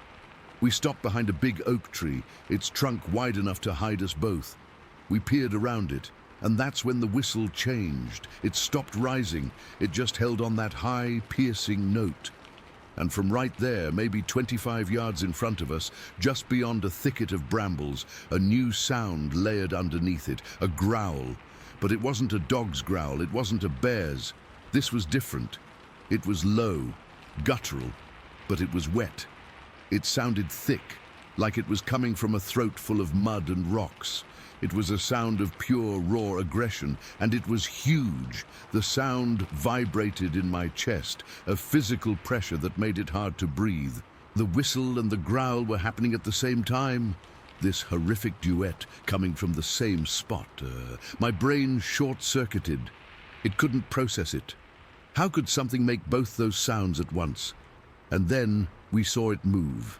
It wasn't a shape, not really. It was just a deeper patch of darkness that shifted. It was massive, taller than a man, way taller and wide. It moved behind the trees, and for a split second, the moonlight caught something. A glint of what might have been an eye or just wetness, I don't know. But in that moment, the sheer size of it, the primal wrongness of that combined whistle and wet rumbling growl, broke something in both of us. I don't know who moved first. I think it was me. I dropped the bat. I didn't even mean to. My hands just opened. My brother let out a choked sound, half gasp, half sob. And then we were running. We ran like we've never run before. We weren't athletes anymore. We were prey. We crashed through the undergrowth, branches whipping at our faces and arms, not caring about the noise, not caring about anything except getting back to the light, back to the house. I could hear my brother right behind me, his breath coming in ragged, panicked bursts. I didn't look back. I was too terrified of what I might see gaining on us. We exploded from the tree line and sprinted across the silver lawn. I don't think my feet even touched the ground. We hit the back porch, fumbled with the door handle and fell into the kitchen, slamming the door shut and locking it. We both collapsed on the linoleum floor, gasping for air. Our chests heaving. We were covered in scratches. Our clothes were torn, and we were both crying, just openly sobbing from sheer, unadulterated terror. We sat there on that cold floor for what felt like an hour, just shaking. We didn't speak. There was nothing to say. We had heard it. We had seen it move. We knew. It came back a few more times that summer, the whistle and the growl from the woods. We never went to the window again. We'd just lie in our beds, frozen, listening until it stopped. And then, one night, it just didn't come back. The summer ended, fall came, then winter. The woods were silent. It's been silent ever since. We never told our parents what we saw. What would we even say? We never went back into those woods, not even during the day. We sold the house a couple of years later and moved away, but I still dream about it. I still wake up sometimes at 2:30 in the morning, my heart pounding, listening for a whistle that never comes. I can still hear that sound in my head, clear as day, that sharp, rising whistle, and underneath it, that wet, growling layer. A sound that didn't belong to any animal I've ever heard of, a sound that came from something that should not exist. And I know, with a certainty that chills me to the bone, that we didn't just run away from a sound that night. We ran away from something that saw us. And I have no idea what it was. Story 10. Okay, so I've never really posted anything like this before, but I need to get this off my chest. It's been bothering me for a while now, and I figure if anyone might understand, it's people here. This happened about 5 years ago, but it feels like yesterday sometimes. I was 38 at the time, and I'd been mountain biking with a couple of friends through Lost Nation, this state land in Michigan. If you're not familiar, it's this huge area with rolling hills, thick woods, and a river that cuts through it. We'd been coming here for years, mostly for the trails. They're challenging but fun, with lots of ups and downs and routes to navigate. That day, it was one of those perfect late summer afternoons. The air was warm, but not too hot, with a bit of a breeze that made the leaves rustle. We'd started around 10 in the morning, just me and 2 buddies. I won't use their names because they're not really part of the story beyond that day, and honestly, I don't want to drag them into this.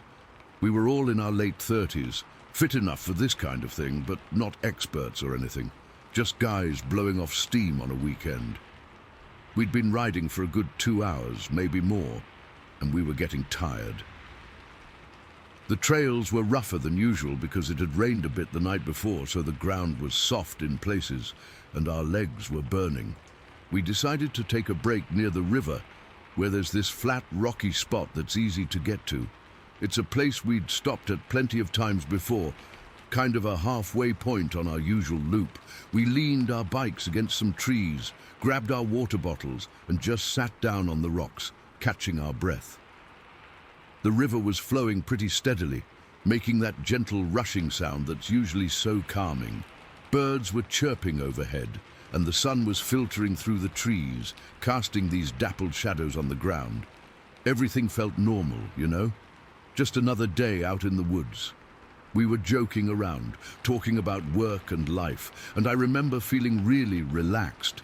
That's why what happened next hit me so hard. Out of nowhere, this deep growl came from somewhere in the distance. I mean, it was loud, really loud, like something you'd feel more than hear. It vibrated right through my chest, like when you stand too close to a big speaker at a concert, but way more intense. It wasn't a bear. I've heard bears before, and this was different, deeper, more guttural, and it had this weird echo to it that made it sound like it was coming from everywhere at once. It also wasn't machinery. There's no roads nearby, and it didn't have that mechanical grind. This felt alive, like something huge was out there and wanted us to know it. My friend and I just froze. We looked at each other, and I saw the same confusion on his face that I was feeling. His eyes were wide, and he had this half smile, like he was trying to play it off, but I could tell he was spooked too. The other guy was a bit farther away, adjusting his bike, and he didn't seem to notice at first. The growl lasted maybe 3 or 4 seconds, but it felt longer. When it stopped, the woods went dead silent. No birds, no rustling leaves, nothing. It was like everything had just shut off. We didn't say anything for a minute. Then my friend mumbled, "What the hell was that?" I just shook my head. I could still feel that vibration in my ribs, like a low hum that hadn't quite faded. My heart was starting to pound, and I had this cold sweat breaking out on my back, even though it was warm out. We both stood up, peering into the trees where the sound seemed to come from, off to the east, deeper into the woods where the terrain gets really steep and dense. It's an area we never bike through because it's too overgrown. We tried to laugh it off. My friend said something like, "Maybe it's Bigfoot," and we both chuckled, but it was forced. I've heard stories about weird stuff in these woods since I was a kid. Locals talking about strange noises, things moving in the trees, that kind of thing. I always brushed it off as folklore, but in that moment, it didn't feel funny at all. It felt real, and it brought all those old tales rushing back. I'm not a superstitious person, but right then, I felt a chill run down my spine that had nothing to do with the weather. We sat back down, but the mood had shifted. We were all tense, listening hard. The normal sounds of the forest slowly came back. A bird here, a squirrel there. But it was like they were hesitant too. I kept scanning the trees, half expecting to see something move. The sunlight didn't feel warm anymore. It felt thin, like it wasn't penetrating the gloom properly. The woods around us seemed thicker, darker, like the shadows were stretching out. Then a few minutes later it happened again. The same growl from roughly the same direction. This time it was even louder, if that's possible. It hit me like a physical blow. My chest tightened and I actually gasped. My friend jumped to his feet and the other guy finally heard it and spun around, his face pale. This growl had more of an edge to it, almost like a warning. It wasn't just deep, it had this raspy quality that made my skin crawl. I could feel it in my teeth, for God's sake. It was so low and powerful that the ground seemed to tremble a little, or maybe that was just me shaking. That's when the jokes completely died. My friend muttered, "Okay, that's enough for me," and started packing up his stuff. I didn't need any convincing. We all moved quickly, grabbing our bikes and water bottles. My hands were trembling so bad, I almost dropped my bike. I kept glancing over my shoulder, expecting to see something, I don't know what, but something big and dark moving through the trees. The forest felt heavy, like the air was pressing down on us. That uneasy feeling was everywhere, like we were being watched. I've never been claustrophobic, but in that moment, the woods felt like they were closing in. We didn't talk much as we got back on the bikes, just quick, nervous words like, "Let's go," and "Stay together." We took off down the trail, but it wasn't like our usual ride. We were pedaling fast, almost recklessly, not caring about the bumps or roots. Every little noise made me flinch, a branch snapping, a leaf rustling. I kept feeling like something was following us, just out of sight. My heart was racing the whole time, and I had this knot in my stomach that wouldn't go away. The ride back felt twice as long as the ride in, even though we were moving faster. The trail seemed darker, the trees looming overhead like they were leaning in. When we finally made it back to the parking area, we were all out of breath and sweating, but not from the exercise. It was that cold, clammy sweat you get when you're scared. We didn't hang around to chat like we usually would.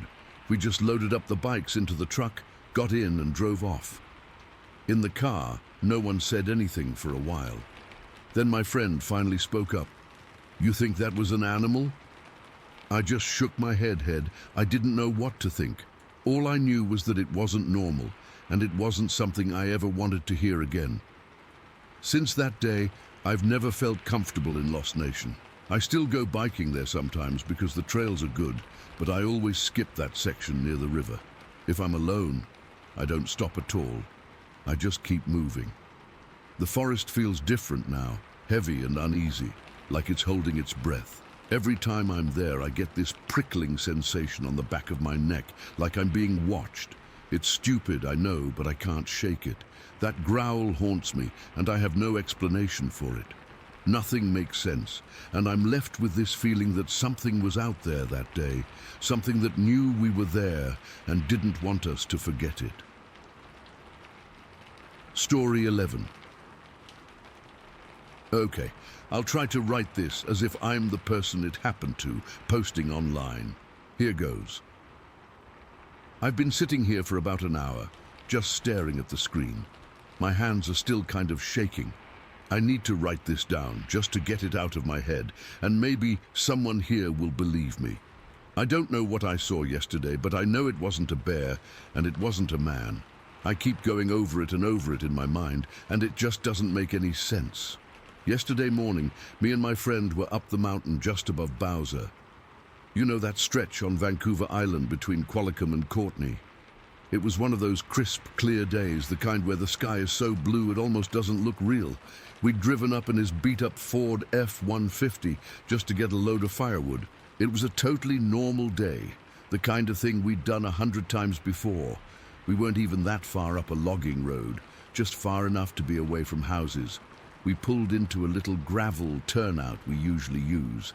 The first thing we did, like always, was let his dog out. This dog is a bull mastiff, 150 pounds of pure muscle. His name's Tank, and the name fits. This dog has chased black bears up trees. He stood his ground against a cougar one time, just a low growl in his chest until the thing slunk off. He's not a scared animal. He's solid. He hopped out of the truck, did his usual big stretch, and then started snuffling around in the bushes, his big tail wagging slowly. We unloaded the chainsaw from the truck bed. I remember the smell of gas and oil from filling it up. My friend yanked the cord a couple times to get it going, and then the roar of it just swallowed all the quiet of the forest. It's a loud, obnoxious sound, but out there it's a normal sound. It means work. He started cutting up a decent-sized fir that had fallen last winter, and I began hauling the chunks over to the truck, stacking them in the bed. The work was straightforward, physical. It felt good. The sun was warm on my back, and the only sounds were the chainsaw and the crunch of my boots on the dry ground. Tank was just wandering around the perimeter, maybe 30, 40 feet away, sniffing at stumps and marking his territory. Everything was fine. It was boring even. Then the barking started. It wasn't his normal, "Hey, I see a squirrel" bark. It was different, higher pitched. It was a yelp, mixed with a bark, a real panicked sound. We both stopped what we were doing and looked at each other. The chainsaw was still running, so my friend killed it. In the sudden silence, the dog's barking was even more stark. It was pure, undiluted fear. "Tank," my friend called out, "what's got into you?" The barking turned into this frantic, scrabbling sound. We could hear him tearing through the salal and ferns, and then he burst out of the brush. I've never seen an animal move like that. He wasn't running. He was fleeing. His eyes were wide, the whites showing all around, and his ears were flat against his head. He didn't even look at us. He just shot past us in a blur of tan fur, his claws skittering on the gravel. He launched himself at the truck. And I mean launched. He's a big dog. He usually just hops in. But this was a desperate, scrambling jump. He hit the side of the truck bed with a thud, clawed his way over the edge, and then we heard him thump down onto the floor in the cab. Not the seat. The floor. We stood there, just staring at the truck. The dog was gone. Complete silence again, except for this low, shuddering whine coming from inside the cab. It was a sound I've never heard him make. It was the sound of absolute terror. My friend took a step towards the direction the barking had come from. "What the hell was that?" he said, his voice low. I didn't say anything. I was just staring into the woods where Tank had appeared. The brush was thick there. Salal and Oregon grape, about 3 feet high, really dense stuff that's a pain to walk through. You have to high step through it. My heart was starting to beat a little faster. A bear wouldn't do that to Tank. A cougar wouldn't either. My mind was racing, trying to figure out what could scare a dog that tough so badly he'd try to become one with the floor mats. That's when I saw it. To our right, maybe 60, 70 feet away, moving parallel to us through that same thick brush. At first, it was just a dark shape, a disruption in the pattern of green and brown. Then my brain caught up with my eyes. It was tall, so goddamn tall. I'm 6 feet even, and this thing made me feel like a child. It had to be between 8 and 9 feet tall. It was covered in hair, this thick, shaggy, dark brown hair, like a wet grizzly but longer. It was moving, and that's what really froze the blood in my veins. It was walking, no, gliding, through that 3-foot deep brush. It wasn't struggling. It wasn't pushing branches aside or high-stepping like a human would have to. The brush was just parting for it. It moved with this effortless, powerful stride, like the salal and ferns were nothing more than tall grass. Its arms were long, swinging naturally at its sides. It wasn't running. It was just moving swiftly, purposefully, and its speed was alarming. It covered ground so fast, just eating up the distance without any apparent effort. It didn't look at us. Its head was facing forward, and I couldn't make out any real features, just a general shape, a massive bipedal shape. The sheer size of it was one thing, but the way it moved, that's what made my stomach drop. It was impossible. Nothing that big should be able to move through that terrain like it was strolling down a sidewalk. A bear would have been crashing and huffing. A moose would have been stomping. This was silent, eerily silent. The only sound was the faint rustle of vegetation, which was drowned out by the pounding of my own heart in my ears. My friend saw it too. I heard this sharp intake of breath, like he'd been punched. He was still half turned from when he'd taken that step towards the woods. Now he was frozen solid, his eyes locked on the thing. I couldn't move either. It was like my feet were nailed to the ground. I just stood there watching this creature move through the trees. It was there for maybe 5-6 seconds total. It emerged from behind a big cedar, crossed a small clearing of brush in 3 easy strides, and then disappeared behind another wall of trees, just like that. Gone. The forest was quiet again. Too quiet. No birds, no squirrels, nothing. We didn't say a word for a full minute. We just stared at the empty space where it had been. My heart was hammering against my ribs so hard I thought it would crack one. I could feel a cold sweat breaking out all over my body, a prickling sensation on my scalp and the back of my neck. My mouth was completely dry. My friend was the first one to move. He slowly turned his head to look at me. His face was pale, his eyes wide. "You saw that, right?" he whispered. It wasn't really a question. I just nodded. I couldn't speak. We both looked at the truck. Tank was still on the floor. We could see the top of his head. He wasn't whining anymore. He was just silent, shaking probably. That's when the full weight of it hit me. This wasn't any known wildlife. I've spent my whole life on the island. I know the animals here. This was something else. My mind flashed to all those stories, the ones you hear in bars or read online late at night about Strathcona Park, Bigfoot, Sasquatch. I always thought it was bullshit. People seeing bears on their hind legs, or just making stuff up for attention. But I wasn't seeing a bear. I know what a bear looks like. This was upright, its legs were too long. Its gait was all wrong. It was built like a person, but a person stretched out and magnified to a terrifying degree. The proportions were off, and the hair was different. It wasn't the coarse fur of a bear. It looked thicker, more uniform. My friend finally found his voice. "We need to go. Now." We didn't discuss it. We didn't need to. We moved fast. I grabbed the chainsaw, and he grabbed a couple of chunks of wood we'd already cut, and we just threw them into the back of the truck. We weren't trying to be neat. We were just trying to get the hell out of there. My hands were trembling so bad I almost dropped the chainsaw.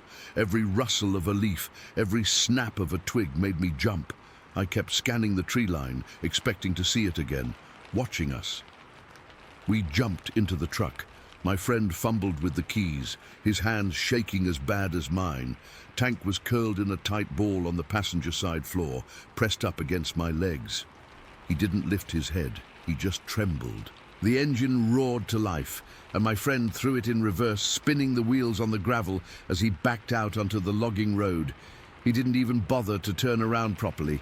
He just backed up until he found a wider spot, then slammed it into drive and punched the gas. We didn't talk for the first 10 minutes of the drive down the mountain. We just listened to the sound of the engine and the tires on the gravel. I kept my eyes glued to the side mirror, half expecting to see that dark shape loping after us down the road. I had chills running up and down my spine, this deep, cold dread that had settled into my bones. Finally, my friend spoke, his voice tight. "What the hell was that?" "I don't know," I said, and it was the truth. I truly did not know. "The dog knew," he said, glancing down at Tank, who still hadn't moved. He knew before we did. That was the other thing. The dog's reaction. That wasn't just fear of a predator. That was a primal, soul-deep terror. He sensed something so wrong, so outside of his understanding, that his only option was to hide. That, more than anything, convinced me that what we saw wasn't part of the natural world I thought I knew. We got back to his place, unloaded the wood in a daze, and didn't really say much else. I drove home, and the whole way, my mind was racing. I kept picturing it. The height, the dark hair, the way it moved through that brush like it wasn't even there, the effortless speed. I've replayed it in my head 1,000 times since yesterday. I've spent most of today just feeling unsettled. The world feels different, smaller, and a lot less known. I used to laugh at those high Bigfoot sighting reports from Strathcona. I'm not laughing anymore. I'm sitting here in my living room with all the lights on, and I still feel a cold knot of fear in my gut. I can't explain what we saw. I can't rationalize it away. All I know is that it was real, it was massive, and it moved in a way that nothing should be able to move. And the memory of it, the sheer impossible reality of it, is something I'm going to be carrying with me for the rest of my life. I saw something in those woods yesterday, and I have no idea what it was. Story 12. The day started clear and cold, the kind of cold that bites at any exposed skin. The snow wasn't deep, maybe 6 inches, but it was that dry, powdery stuff that crunches loud under your boots. We'd parked the rig at the end of a logging road, the tires chained up, and started the hike in. The air was so still and quiet, you could hear the blood pumping in your own ears. We found a decent spot to set up camp in a small stand of lodgepole pines. A natural windbreak. We got the tent up, a good two-man dome, and started gathering firewood. My partner, he was all business, focused on the hunt. I remember him scanning the drawers with his binoculars, looking for movement, while I snapped dead branches off the lower trunks of the pines. As the sun started to dip behind Divide Ridge, the light went flat and the shadows grew long and deep. The temperature dropped like a rock. That's when the first thing felt off. The woods, which had been silent all day, didn't just get quieter, they got empty. It's a hard feeling to describe if you haven't felt it. It's not just an absence of sound, it's an absence of life. No chickadees chattering, no squirrels rustling in the duff, nothing. It was like the forest was holding its breath. We got the fire going good and big, bigger than we normally would, throwing on whole logs just to have the light and the heat. The flames cast these crazy dancing shadows that made every tree stump look like it was moving. That's when the smell hit us. It wasn't a normal forest smell, not like decay or damp earth. This was thick. A physical presence in the air. It was like a mix of rotten meat, wet dog, and something else. Something foul and musky I can't even put a name to. It was so strong it made my eyes water and my stomach clench. I looked over at my partner, and he had his neck gaiter pulled up over his nose, his eyes wide over the top of it. We didn't say anything. What was there to say? We just looked at each other, and then back out into the growing dark beyond the firelight. The unease that had been a little itch in the back of my mind was now a full-blown knot in my gut. We were sitting there, trying to act normal, sipping coffee from our metal cups, when the sound came. It wasn't a howl, not really. It was a whistle, but it was too loud, too clear, and it had a weird, almost musical quality to it that was just wrong.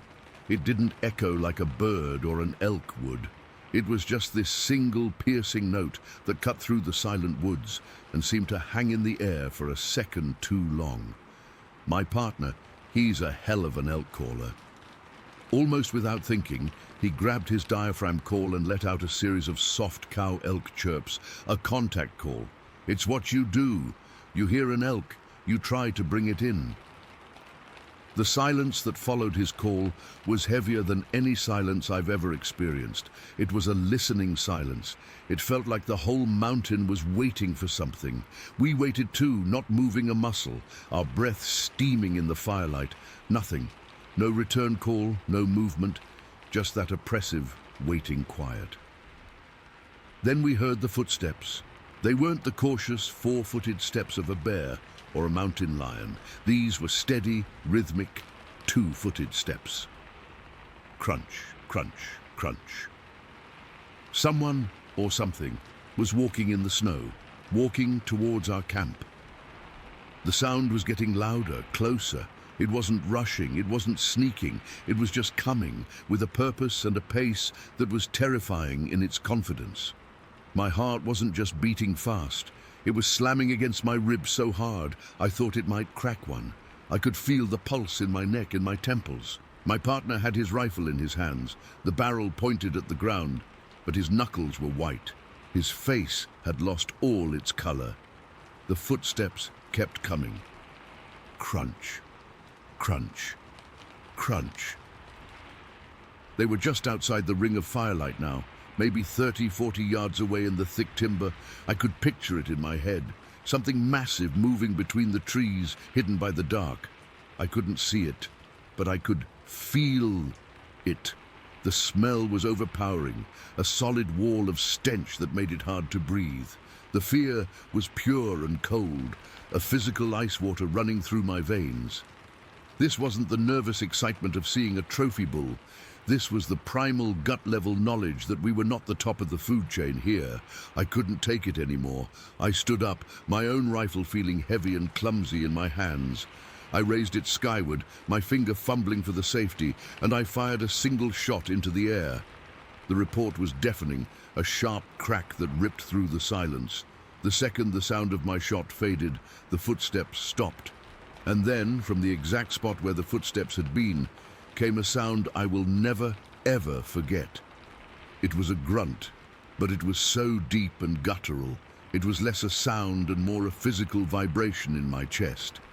It wasn't loud, not like a roar, but it carried a weight of pure menace that froze the blood in my veins. It was a sound of pure, raw power, and it was pissed. The moment the grunt ended, we heard it, the sound of whatever it was running, but it wasn't the sound of an animal running on four legs. It was the sound of two massive feet pounding the ground, driving forward with incredible speed. The crunch, crunch, crunch of its walk became a rapid, thunderous thump, thump, thump as it charged away from us, snapping branches and crashing through the undergrowth like a bulldozer. The sound of it moving was immense, far bigger than any bear. That's when we lost it. Pure, unadulterated panic. We didn't aim, we didn't think. We just started shooting. I was firing my .30-06 rifle into the darkness, towards the sound of its retreat, the muzzle flashes blinding me. My partner was right beside me, emptying his pistol, the smaller pop, pop, pop, a frantic counterpoint to the boom of my rifle. We shot until our guns were empty, the acrid smell of gunpowder mixing with the foul stench in the air. We stood there, panting, ears ringing, listening. The crashing sound was gone. The forest was silent again, but it was a different kind of silent. It was the silence of something that had been there and was now gone. Pack up, now. My voice was a ragged croak. We didn't discuss it. We didn't say a word. We moved like machines. We didn't even bother to collapse the tent properly. We just yanked the stakes, stuffed the whole shaking mess into its bag, and threw it with our packs onto our backs. We kicked snow over the fire, not even waiting for it to die completely. The hiss and steam feeling like a final, desperate attempt to erase our presence. The hike back to the rig was the most terrifying experience of my life. We had headlamps, but the beams just seemed to make the darkness around us deeper, creating a tiny, moving bubble of light that felt infinitely small. Every shadow was that thing waiting for us. Every snap of a frozen branch under our own feet. Was it coming back? We half walked, half ran, our breath coming in ragged, sobbing gasps. I kept looking over my shoulder, expecting to see a huge, dark shape closing in on us. The smell, that god-awful smell, seemed to linger in my nostrils for the first half of the descent, and I don't know if it was really there or just burned into my brain. When we finally saw the dark shape of our truck through the trees, I almost cried with relief. We fumbled with the keys, our hands shaking so badly it took 3 tries to get the door unlocked. We threw our gear into the bed, scrambled inside, and locked the doors. I turned the key, and the engine roared to life. I didn't even let it warm up. I slammed it into gear and started down that snowy, treacherous logging road. I drove like a man possessed. The truck slid and fishtailed on the icy ruts, but I didn't let off the gas. I just wanted distance, miles and miles of distance between us and that ridge. I glanced over at my partner in the passenger seat. He was staring straight ahead, his face a pale, waxy mask in the glow of the dashboard lights. He hadn't said a single word since we started packing. He just sat there, gripping the oh shit handle above the door, his body rigid. We hit the paved road, and I finally let myself breathe a little. The tension in the cab was so thick you could choke on it. I tried to say something, anything. What the hell was that? My voice was still shaky. He didn't look at me. He just shook his head, a tiny, sharp movement, and stared out his window into the blackness. He never answered. He never has. We drove the rest of the way back to town in complete silence. We unloaded our gear at my place, and he just got in his own truck and left with a nod. That was years ago. We've hunted together since, but never back on Bethel Ridge. We never, ever talk about that night. It's a line we don't cross. I see him sometimes, and there's a part of his eyes that's still up on that ridge, locked in that moment of pure terror. And I know, if I look in a mirror, mine are the same. I never went back. I never will. I don't know what was out there that night, and I don't want to know. I just know that it was real, it was powerful, and it wanted us to know we weren't welcome. Story 13. It was the opening day of antler deer season in 1982, a day I'd been waiting for since the summer. The air had that cold, wet bite that seeps right through your clothes and into your bones. My dad, a family friend, and I were hunting in a remote part of a state forest in north-central Pennsylvania, a place we knew like the backs of our hands. We'd been going there for years. We got there well before first light, the kind of dark that feels heavy and solid. There was already about 6 inches of snow on the ground from a storm a couple days before, and as dawn started to break, a nasty, drizzly fog rolled in. It wasn't raining hard, just this constant misty drizzle that made everything look soft and blurred, and it clung to your jacket in tiny, frozen beads. The world was quiet, the kind of deep quiet you only get with a fresh snowfall, muffling every sound, except our own breathing and the soft crunch of our boots. We were making our way up toward a ridge we liked to hunt, a long, slow climb through hardwoods. The plan was to get to the top and still hunt along it, hoping to catch a buck moving through. The snow made the going tougher than usual, each step sinking in, and the wet fog made the cold feel even sharper. I remember the smell, that clean, icy smell of snow mixed with the damp, rotten leaf smell of the forest floor. After a good hour of climbing, we stopped at the base of the ridge to catch our breath. We were all leaning against trees, just trying to get some air back into our lungs, the steam puffing out of our mouths in quick white clouds. The fog was thicker down in this hollow, clinging to the trees like grey cobwebs.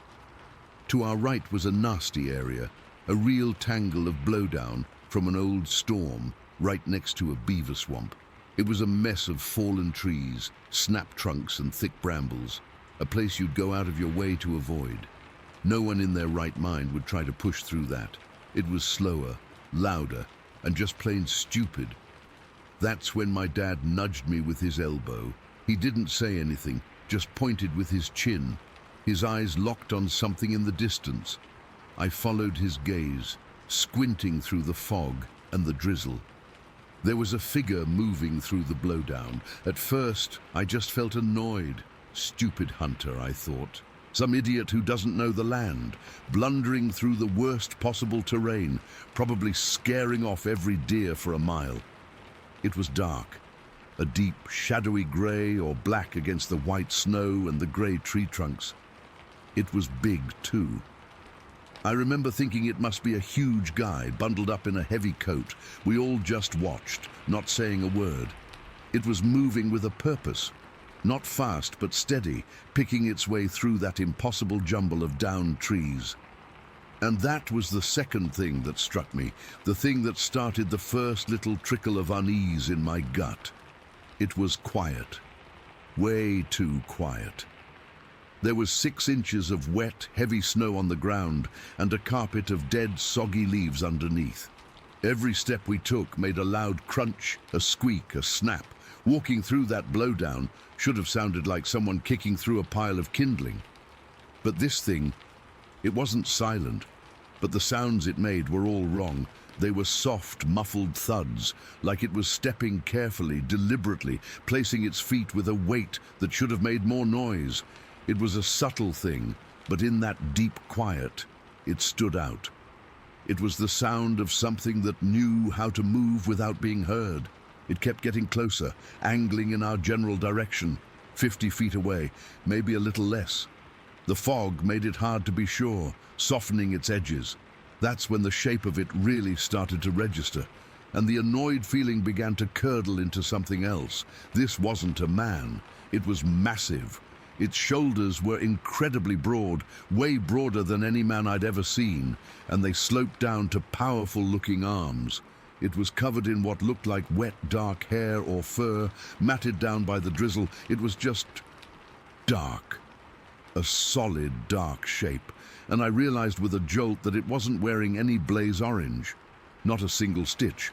On opening day, in a state forest, that was unthinkable. It was like a rule carved in stone. You wear orange. Everyone wears orange. This thing had no orange, no camouflage pattern, no reflective gear, nothing. Just that uniform, dark color from head to toe. My heart was starting to thump a little harder in my chest. I glanced at my dad and our friend. Their faces were tight, their eyes wide. They saw it too. This was all wrong. My dad, ever the practical one, finally broke the silence. He didn't shout, but his voice was loud and clear in the quiet woods. "Hey, you lost?" The figure didn't stop. It didn't even flinch. It just kept moving through the blowdown with that same steady, quiet pace. It was like it hadn't heard him at all, which was impossible. My dad's voice had cut through the fog like a knife. "Hey!" my dad called again, a little sharper this time. "Over here!" Nothing. It was maybe 40 feet away now, and it was just then that it stopped. It just froze in mid-stride, 1 foot on a fallen log. It stood there, completely still, for a couple of seconds that felt like minutes. We were all frozen too, just watching. Then very slowly it turned its head to look at us. A wave of pure, cold terror washed over me. It was so sudden and so physical, it felt like I'd been punched in the stomach. My breath caught in my throat. It had a head, a roundish, dark shape on those massive shoulders, but it had no face. There were no features, no eyes, no nose, no mouth, no pale skin, no goggles, no ski mask pattern. Just a dark, shadowy expanse where a face should have been. It was like looking at a silhouette that had somehow gained depth and substance, but refused to show any details. It was just a shape, a void, and it was staring right at us. I felt a jolt go through my whole body, a primal fear that screamed at me to run, to hide, to get away. My fingers were clenched so tight around my rifle that my knuckles ached. I could feel the cold sweat on my back, a stark contrast to the chill in the air. My mouth went completely dry. This wasn't a hunter. This wasn't a bear. This was something else. Something that shouldn't be there, something that defied every explanation I had. We stood there, locked in that silent stare-down. I could hear the blood pounding in my ears, a roaring sound that drowned out everything else. I could feel the fine mist of drizzle on my face, the wet wool of my jacket collar against my neck, the solid, cold weight of the rifle in my hands. Every sense was screaming. Then, without a sound, it moved. It turned its head back, facing the direction it had been going, and stepped down from the log. It didn't run, it didn't hurry. It just started walking again, with that same infuriatingly quiet, deliberate pace, back through the tangled mess of the blowdown. We watched it go, its dark form getting softer and less distinct as it moved away, swallowed by the thick grey fog and the maze of trees. In a few moments, it was just gone. The fog closed in behind it like a curtain. The woods were silent again. The only sound was our ragged breathing. We didn't say a word for a long time. We just stood there, staring at the spot where it had disappeared. The fear didn't leave me. It just settled into a deep, cold knot in my gut. I finally looked at my dad. His face was pale, his eyes still wide. He slowly shook his head, just once. Our friend just stared, his jaw slack. After what felt like an eternity, my dad let out a long, shaky breath. "Well," he said, his voice rough, "that was one dumb hunter. It was the thing you were supposed to say. The safe thing, the rational thing." We all nodded, a little too quickly. "Yeah," I managed to croak out. "No orange. What an idiot." We tried to laugh, but it came out strained and hollow, dying quickly in the cold air. We all knew. We all felt it. That wasn't a man. That was something we couldn't explain, something that didn't fit into our world of rifles and hunting licenses and topo maps. We didn't hunt anymore that day. We just turned around and started walking back to the truck, not talking much, each of us lost in our own thoughts, scanning the woods around us constantly. The walk back felt 10 times longer. Every shadow seemed to move. Every snap of a twig made my heart leap into my throat. The woods, a place I had always found peaceful and familiar, now felt menacing and full of secrets. We got back to the truck, threw our gear in the back and got in. The heater felt good, but it couldn't warm the chill that had settled deep inside me. The drive home was mostly quiet. No one wanted to talk about it. Saying it out loud would make it more real. We never reported it to anyone. Who would we tell? The game warden. Hey, we saw a big, dark, faceless thing in the woods that walked quietly.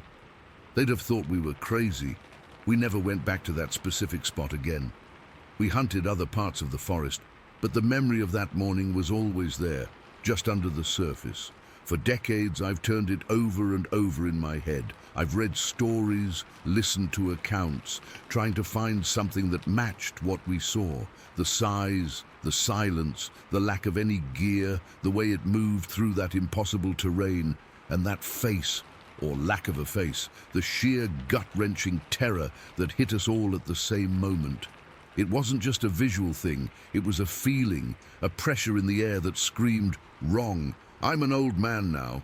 I've spent most of my life in those woods. I've seen bears, bobcats, all sorts of wildlife. I know what belongs there and what doesn't. What we saw that foggy morning in 1982 at the base of that ridge near the beaver swamp did not belong. It was something else, and the truth is, I still don't know what it was. I don't think I ever will. I just know what I saw, and I know the cold fear that has never completely left me. Story 14. It was the spring of 2012, and my husband Mark and I decided to get away for a long weekend. We packed up our old Ford truck with our camping gear, our fishing rods, and our black lab, Daisy. We were headed for a spot along the Rogue River in southern Oregon that a friend had told us about. He said it was remote, hard to get to, and that meant the fishing was supposed to be incredible.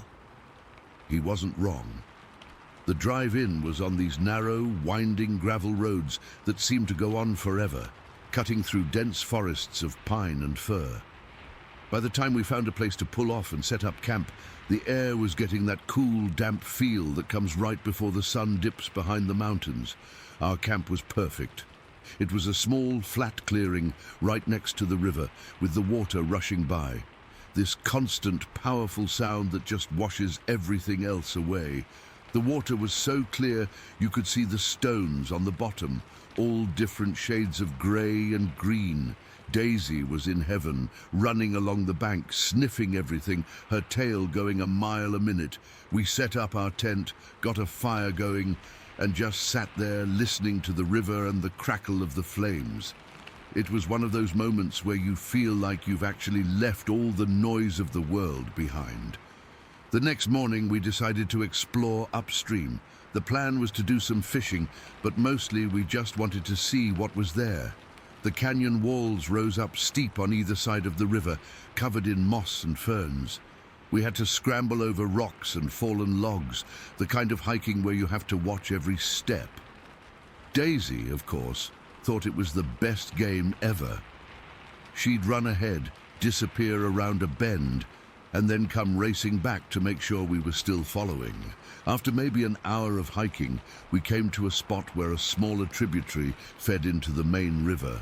It wasn't much more than a creek, really, flowing out of a narrow slot canyon.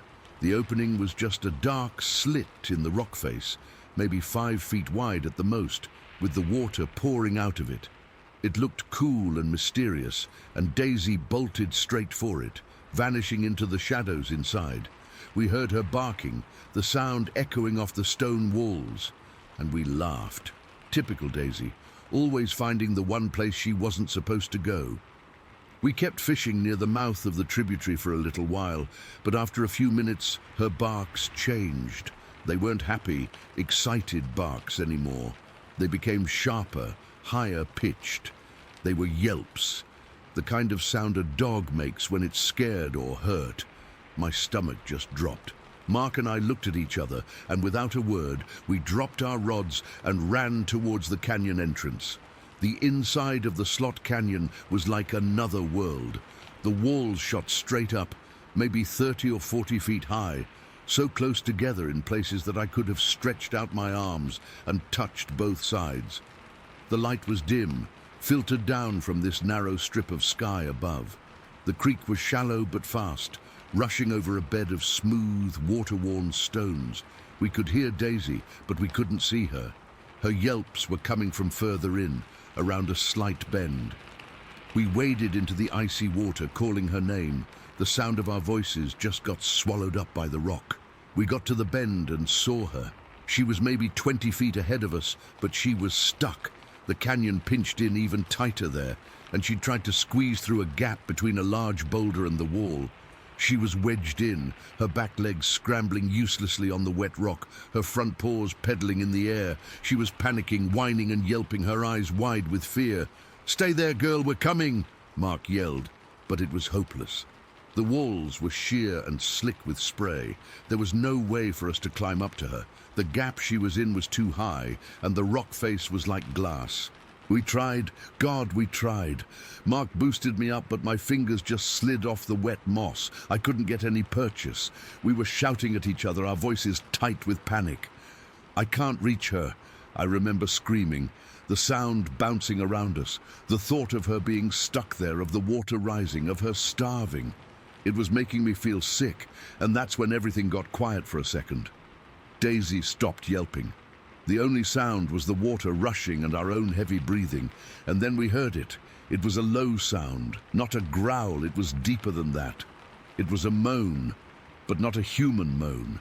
It was a deep, resonant, guttural moan that seemed to come from everywhere at once, vibrating right through the rock and into my bones. It was the kind of sound you feel in your teeth. It came from further up the canyon, past where Daisy was stuck. The air just went dead still. Even the river seemed to quiet down for a second. My blood went cold. I grabbed Mark's arm, my fingers digging into his jacket. "What was that?" I whispered, but he just shook his head, his face pale. Then we heard a splash. Not a small splash like a fish jumping. This was a heavy, powerful splash. It was the sound of something very, very big entering the water, a huge displacement of water. We couldn't see what it was because of the bend in the canyon, but we could hear it moving. It was wading through the creek, coming towards us, or towards Daisy. The water sloshed against the rocks with each step it took. Slosh, crunch, slosh. We were frozen, completely paralyzed. My heart was hammering against my ribs so hard I thought it would break them. This wasn't a bear. I've heard bears. This was different, deeper, heavier. We just stood there in the middle of that creek, clinging to each other, waiting for this thing to come around the corner. I remember the cold of the water seeping through my boots, the way my jeans were plastered to my legs, the smell of damp stone and wet earth. I remember thinking very clearly, this is how we die. We heard a scraping sound from where Daisy was, a scuffling of claws on rock, and then a whimper.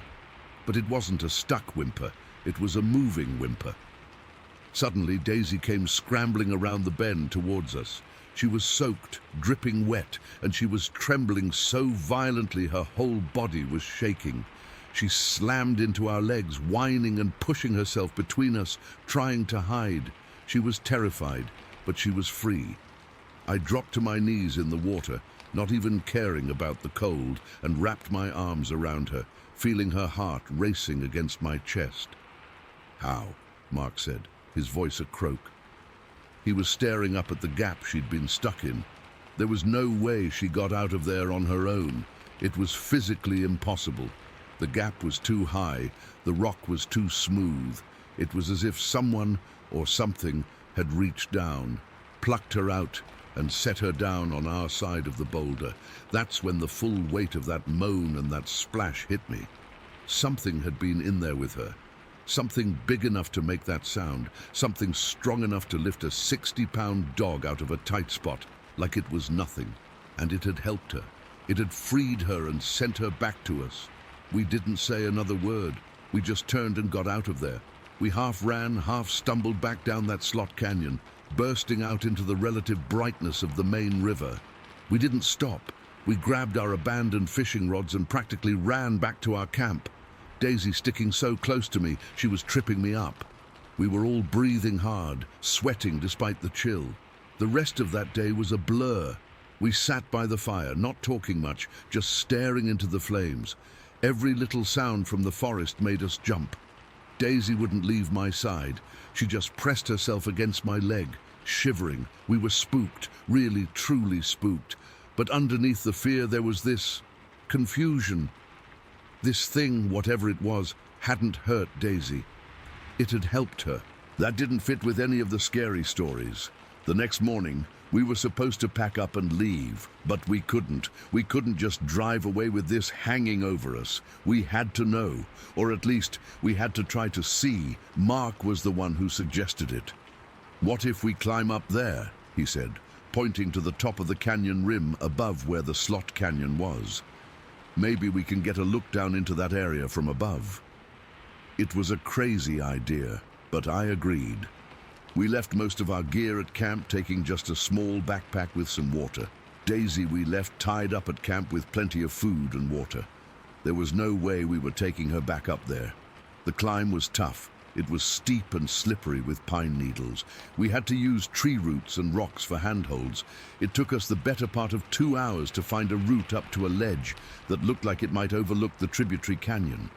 When we finally pulled ourselves onto this flat, rocky ledge, we were both exhausted and breathing hard. The view was breathtaking.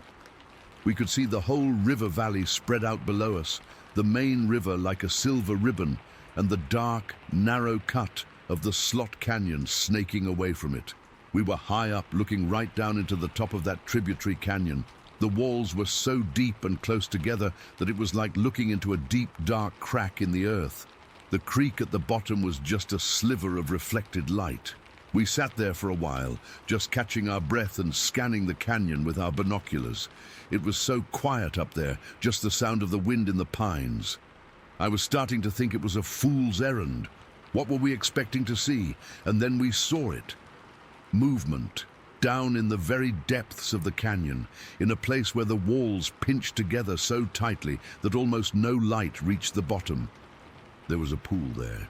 A black, still pool that the creek flowed into and out of. Something was moving in the water. At first I thought it was a log, maybe a deadfall that had washed down, but then it stood up. My breath caught in my throat. I lowered the binoculars, blinked, and raised them again. It was still there. It was massive. I'm not good at judging height from a distance, but I swear it had to be over 8 feet tall.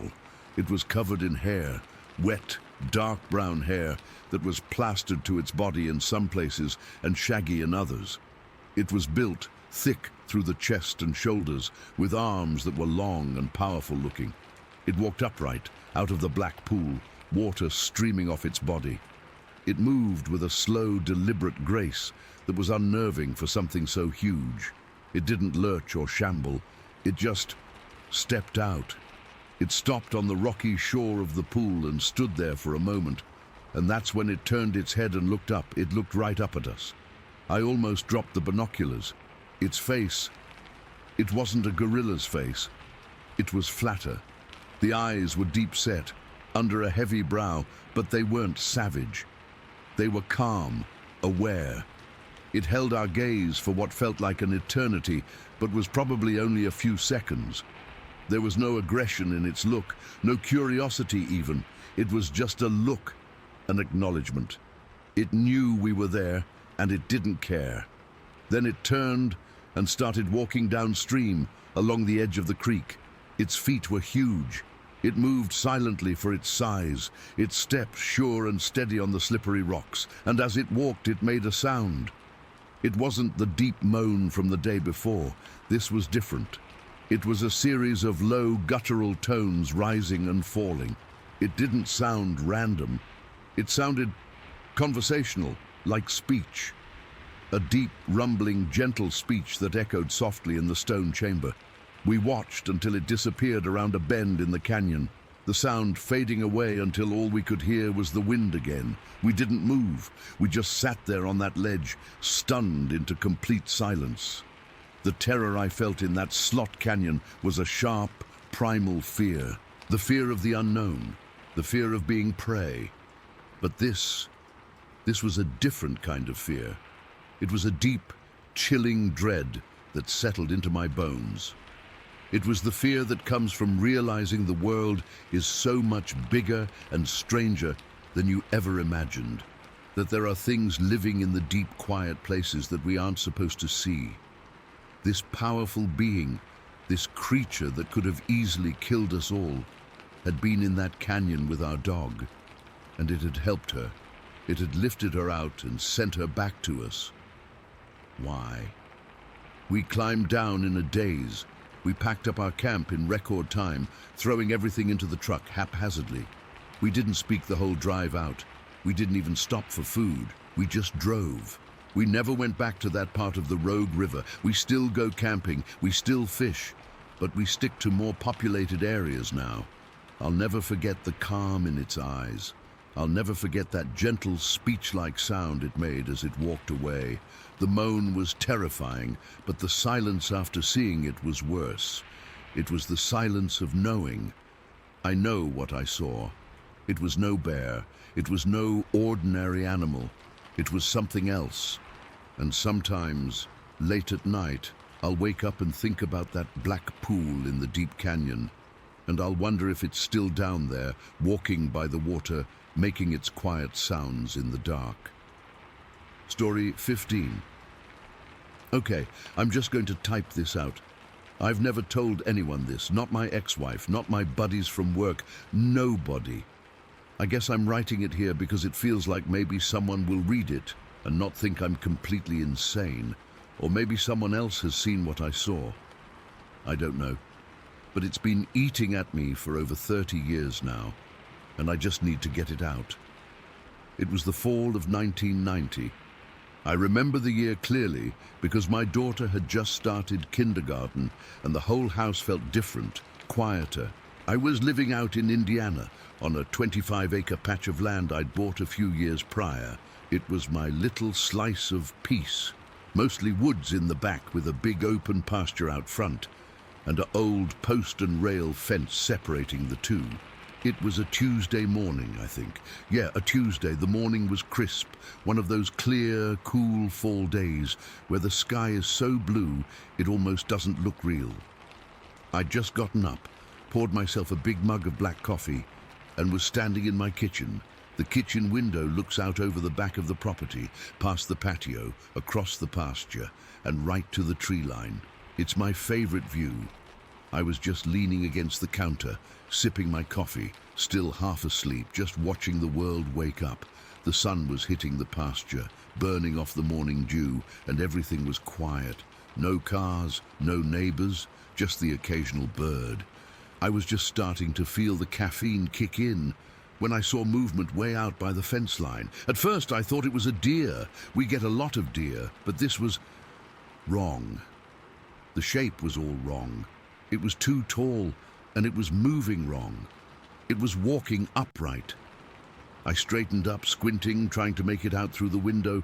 The distance was maybe 150 yards. My heart did this little stutter step.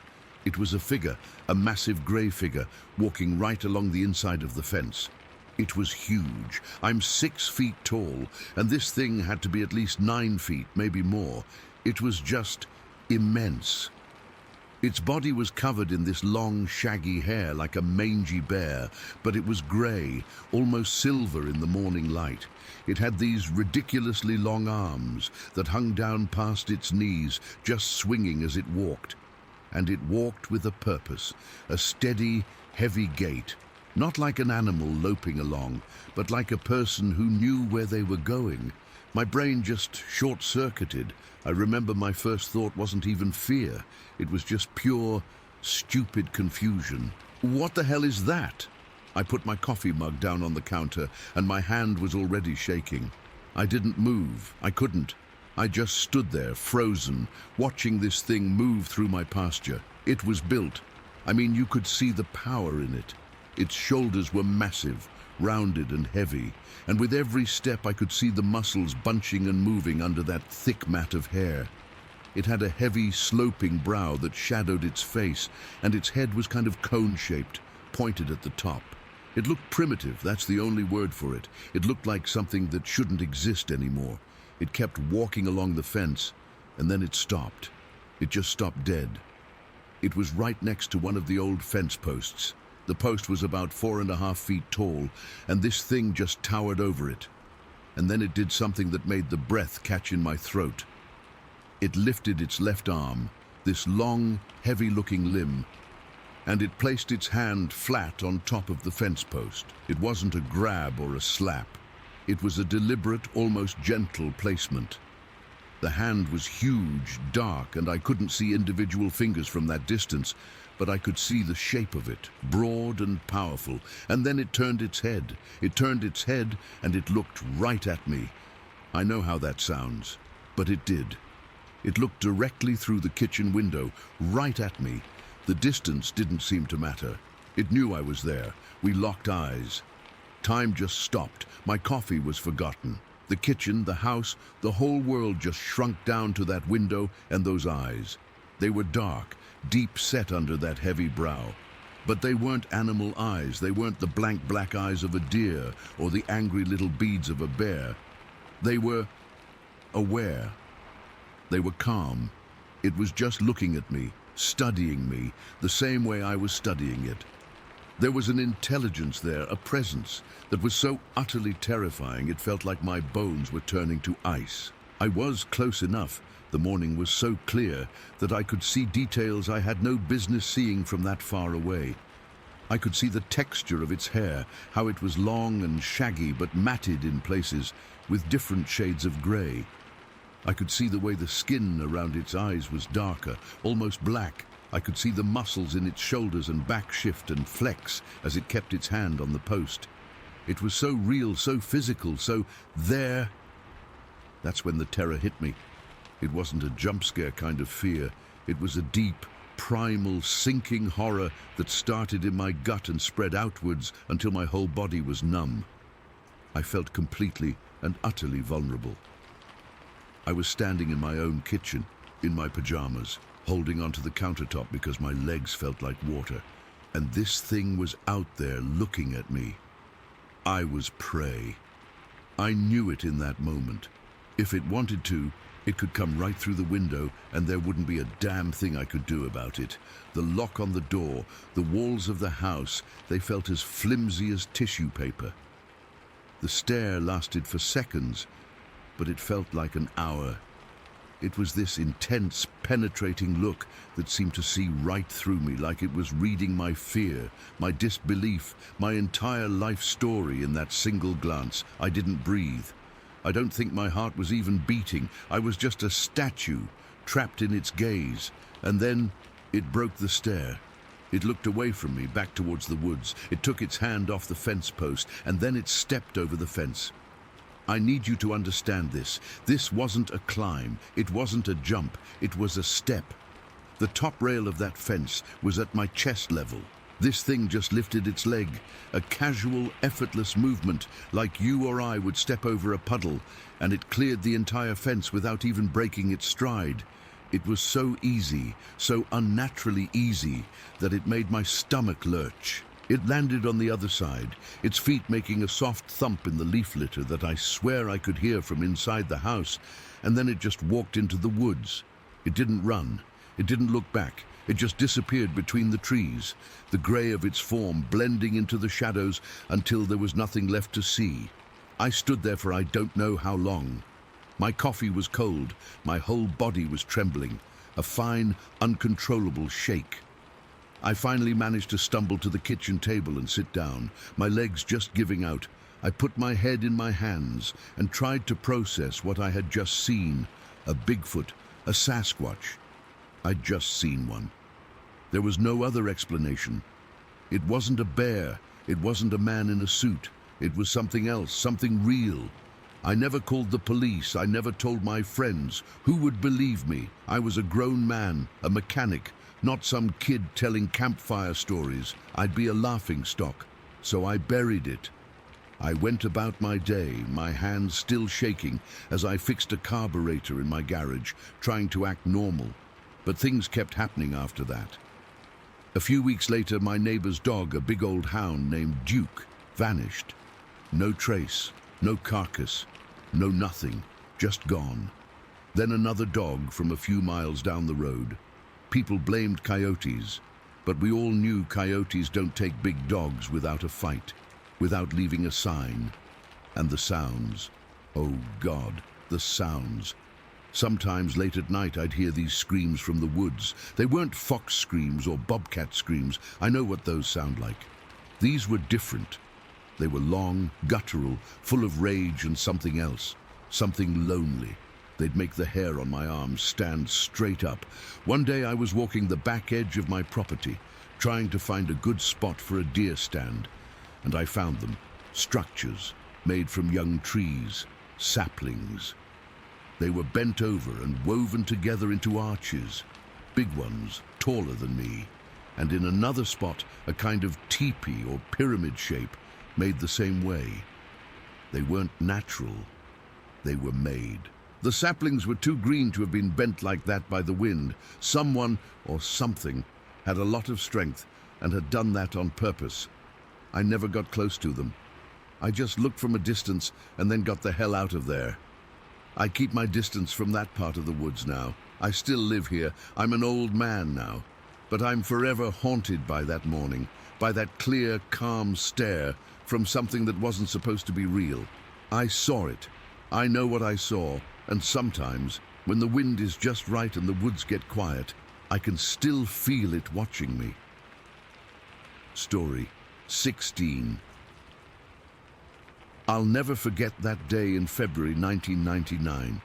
It was one of those cold, grey mornings where the sky looks like it's made of lead, and the air feels sharp enough to cut your lungs if you breathe too deep.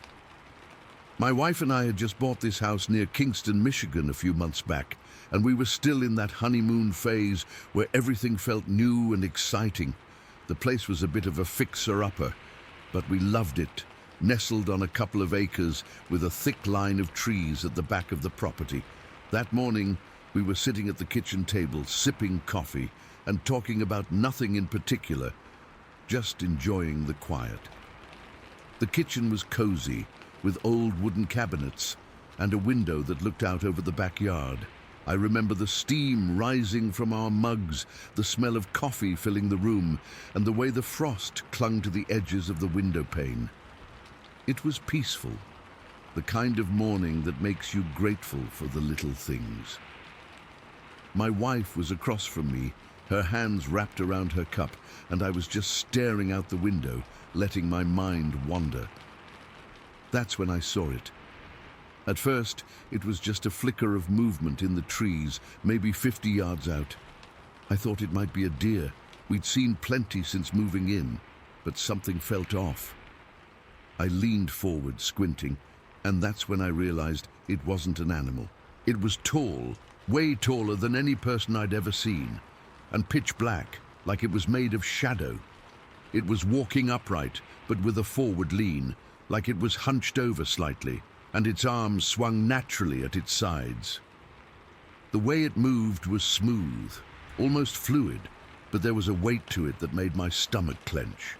I froze, my coffee mug halfway to my lips. I couldn't look away. It covered what had to be 20 feet in just a few strides, moving between the trees like it knew exactly where it was going. The woods back there are dense, mostly pines and oaks, and the ground was covered in a thin layer of frozen snow that hadn't melted yet. This thing didn't crunch through it like a person would. It seemed to glide, disappearing behind a thick cluster of pines before I could even process what I was seeing. My heart was hammering in my chest, so loud I was sure my wife could hear it. I set my mug down slowly, my hands trembling. "Did you see that?" I asked, my voice coming out shaky. She looked up from her coffee, confused. "See what?" "Out the window," I said, pointing. There was something in the trees, a person, I think, but not. She leaned over to peer out, but by then, whatever it was had vanished. "I don't see anything," she said, sitting back down. "Probably just a deer, or the light playing tricks." I shook my head, feeling a cold sweat break out on my forehead. No, it wasn't a deer. It was walking on two legs. It was huge. She gave me this look, half amused, half concerned. "Honey, you've been stressed with the move. Maybe you're just tired." But I knew what I saw. That image was burned into my brain. The way it moved, the sheer size of it. It had to be at least 7 or 8 feet tall with broad shoulders and a build that wasn't human. Its arms were long, dangling almost to its knees, and the pitch-black color made it stand out against the grayish white of the snow and the dark green of the pines. There was no mistaking it for anything normal. I stood up, my legs feeling weak. I'm going out there to check. My wife's eyes widened. What? Why? It's freezing. And if it was just some animal...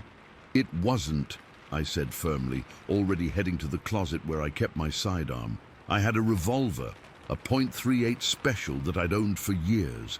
I slipped it into my coat pocket, my fingers fumbling with the zipper. My heart was still racing, and I could feel this primal fear creeping up my spine. Part of me didn't want to go out there, but I had to know. I pulled on my boots and a heavy jacket, the cold air hitting me as I opened the back door. The yard was silent, except for the crunch of my footsteps on the frozen ground. The snow was thin, maybe an inch or two, and it was hard-packed like ice. I walked slowly toward the tree line, my eyes scanning every shadow, every branch. The woods felt different now, darker, more menacing. The trees seemed to loom over me, and the silence was deafening.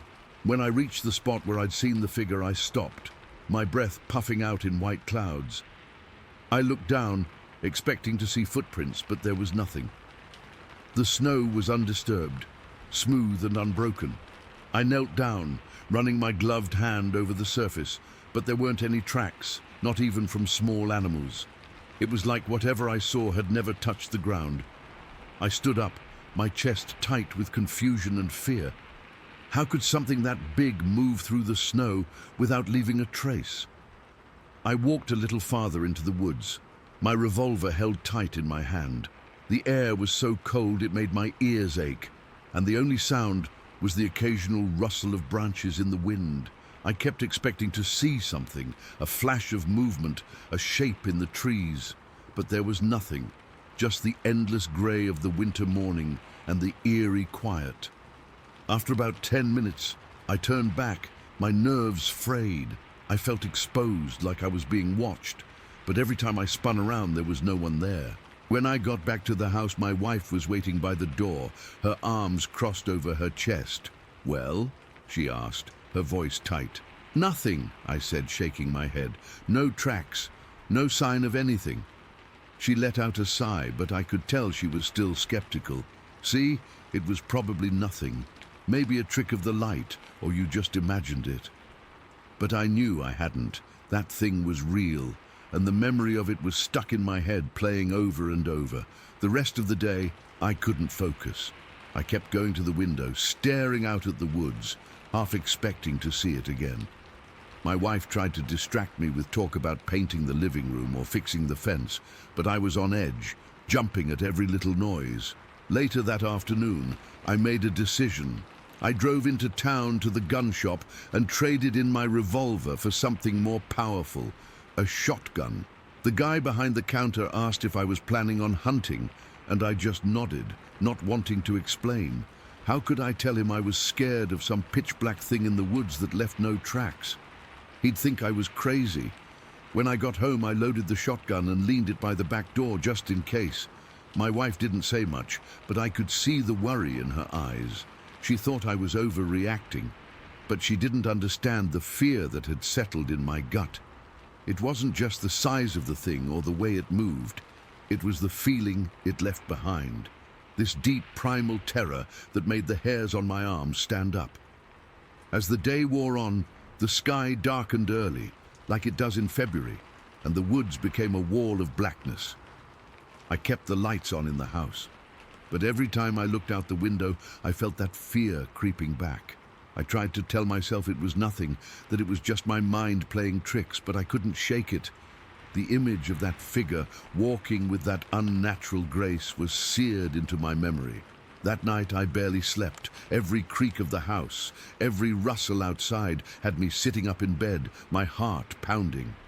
I kept thinking about how it moved, so smoothly, like it belonged out there in the cold and the dark, and the fact that there were no tracks. That was the part that scared me the most. It made no sense. If it was an animal, it would have left prints. If it was a person, same thing, but there was nothing. The next few days, I spent a lot of time outside, walking the property line, looking for any sign, broken branches, disturbed snow, anything, but I never found a thing. It was like it had vanished into thin air. My wife eventually stopped bringing it up, and life went back to normal. But for me, it never really did. Even now, years later, I still catch myself checking the woods whenever I'm outside. I never saw it again. But I know what I saw that day wasn't my imagination. It was real, and the terror of it has never fully left me. Sometimes on cold February mornings, I'll sit at the kitchen table with my coffee and stare out the window, half expecting to see that pitch-black figure moving through the trees, but it's never there. And I'm left with this chilling certainty that something was out there, something I can't explain, and maybe I'm better off not knowing what it was. Story 17. That night, I was up late, because I've always been a bit of a night owl. It was around 2:30 in the morning, and I was sitting in the living room, just watching some random show on TV. The volume was low because my wife was asleep in the bedroom, and I didn't want to wake her.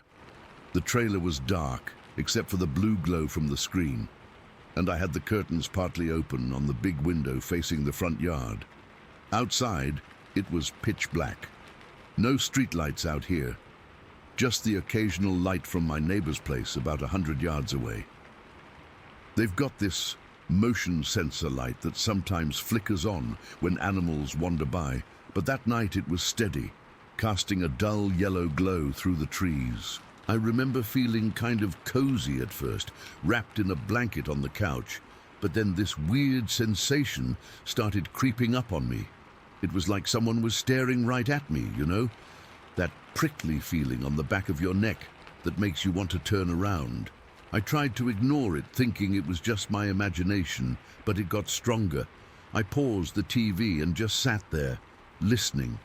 The only sounds were the hum of the fridge and the wind rustling the trees outside. But then I noticed something off about the light coming through the window. My neighbor's light was usually visible as a soft circle, but right then it was blocked, like something big was standing between it and my window. My heart started thumping hard in my chest, and I slowly turned my head to look, and that's when I saw them. These huge, yellowed eyes, bloodshot and wide, staring right at me from maybe 4 feet away. They were level with the window, which is about chest high for me when I'm sitting, and they were just fixed on me. I froze for a second, my breath catching in my throat. I could see the shape behind them, a massive, dark figure pressed up against the glass. It was so close that I could make out reddish-brown hair on its forearm and shoulder, thick and matted, like it had been through the woods. The face was shadowy, but those eyes, they were intelligent, not like an animal's, and they had this intense, almost curious look that made my skin crawl. I jumped up from the chair so fast I almost tripped over the coffee table. My first thought was the door. I remembered I hadn't fully shut it earlier when I took the trash out. It was just slightly ajar, maybe an inch or two, enough to let in the cool air. I lunged for it, my hands shaking, and grabbed the handle to pull it closed. But as I did, something pushed back from the other side. Not a shove, but a steady, strong pressure, like someone was leaning against it. I threw my weight into it, my feet slipping on the linoleum floor, but I couldn't budge it. The door stayed open that same crack, and I could feel the force on the other side. It was immense, way stronger than any person. Panic just took over. I let go and stumbled backward, my heart racing so hard I thought it would burst. I didn't look back. I just bolted down the hall to the bathroom at the far end of the trailer. It's the only room with a lock that feels solid.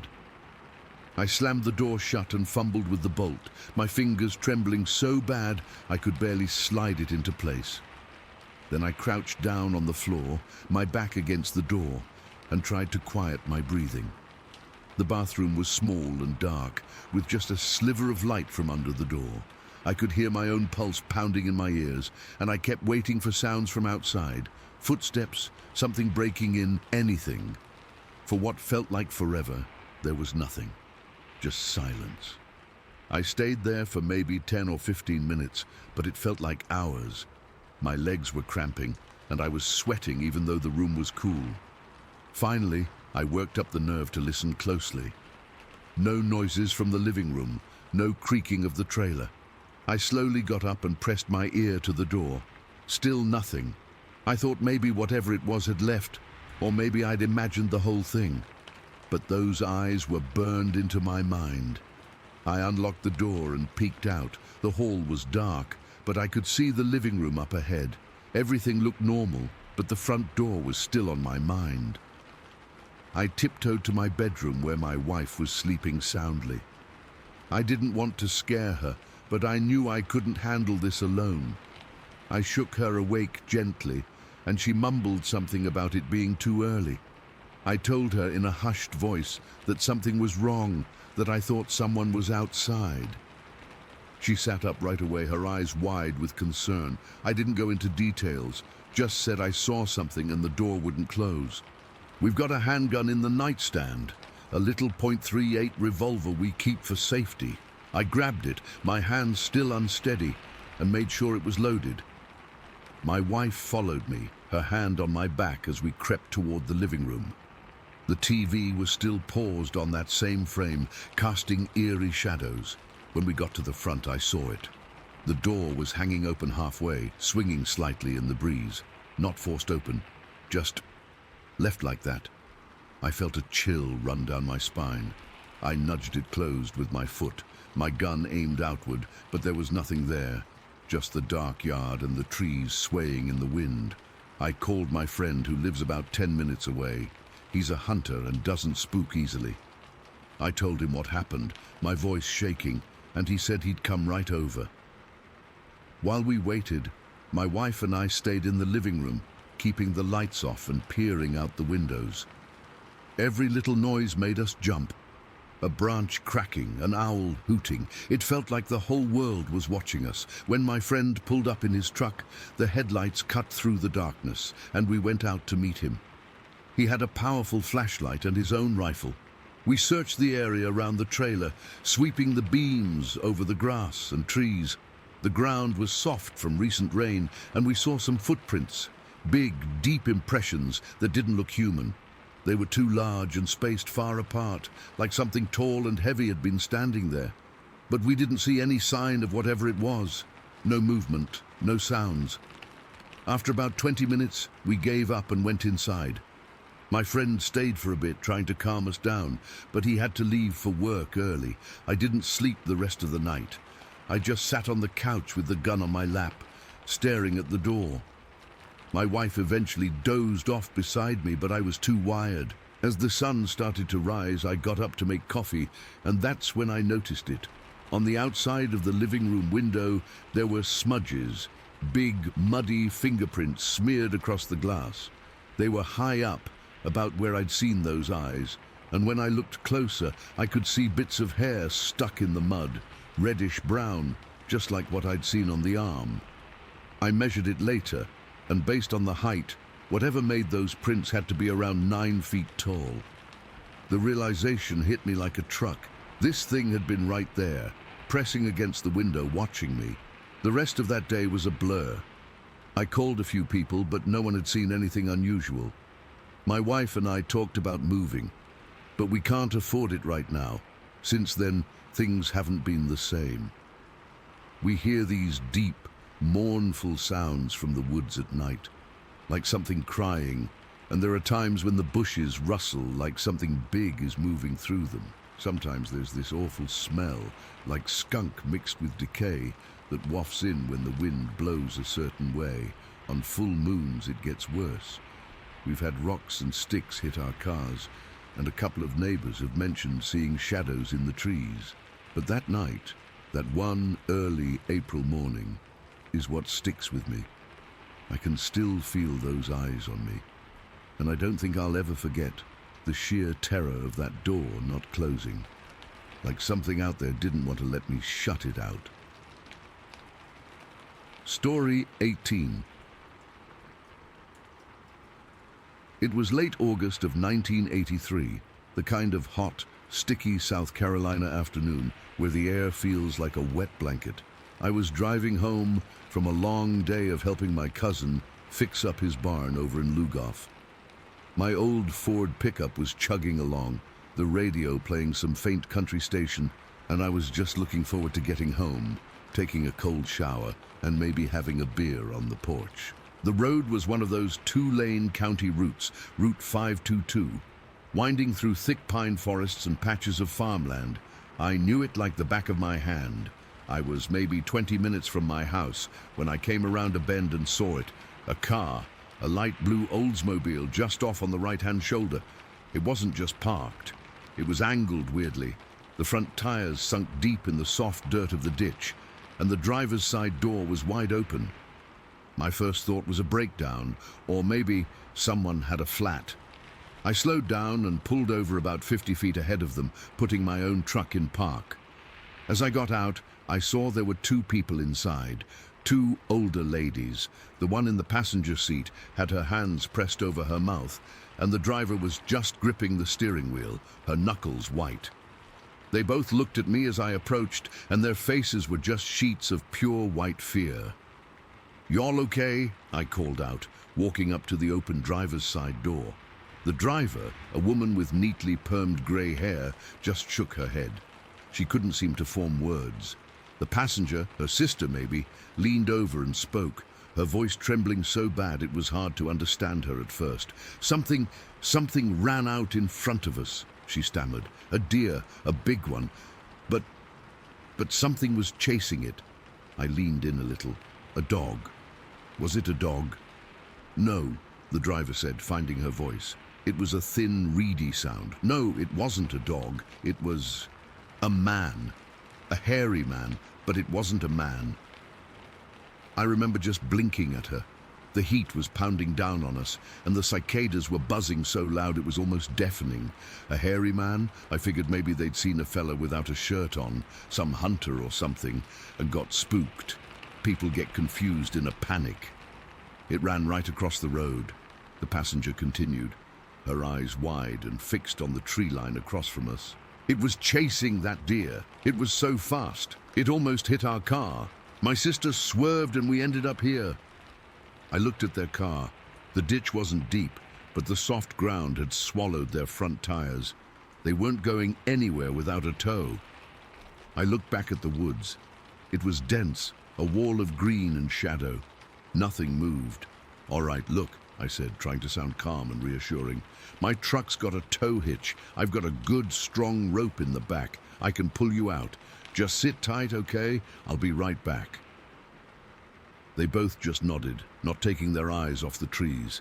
I gave them what I hoped was a confident smile and turned to walk back to my truck. My mind was still trying to process what they'd said. A hairy man thing chasing a deer.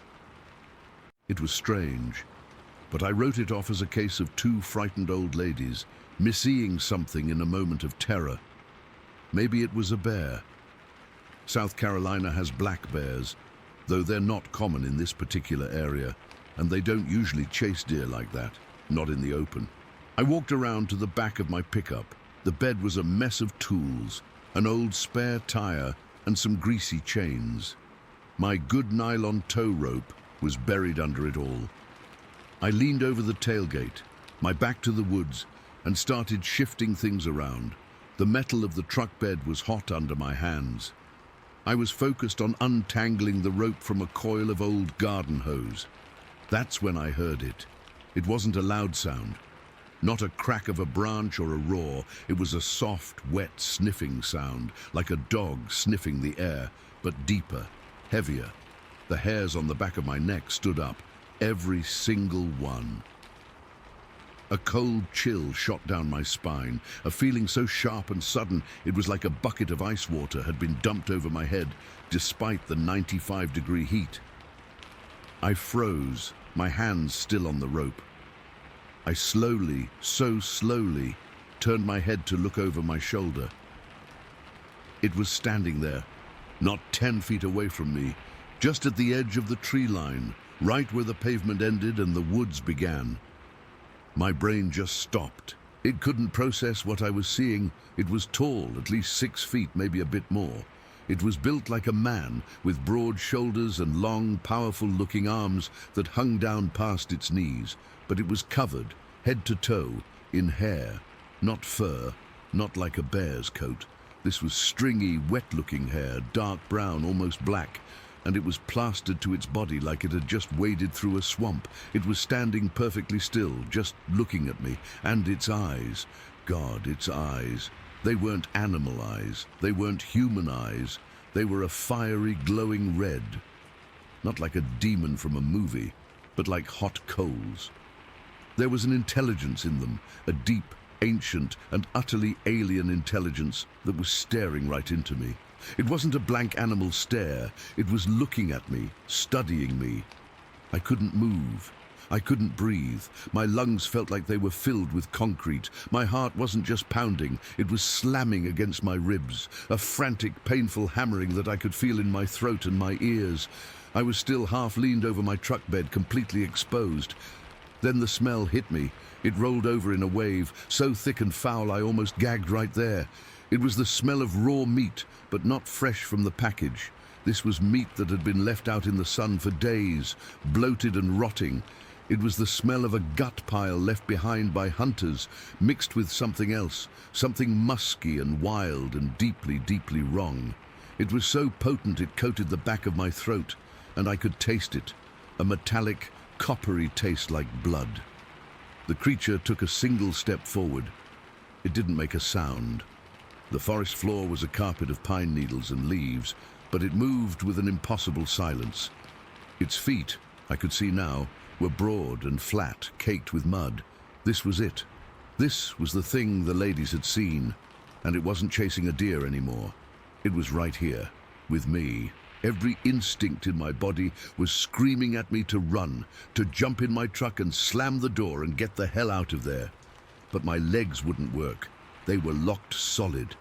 I was paralyzed, caught in the grip of a fear so absolute and primal, I didn't know it was possible to feel that way.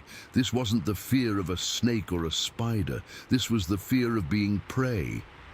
I thought about the two ladies in the car. I was between them and this thing. If I ran, what would it do? Would it go for them?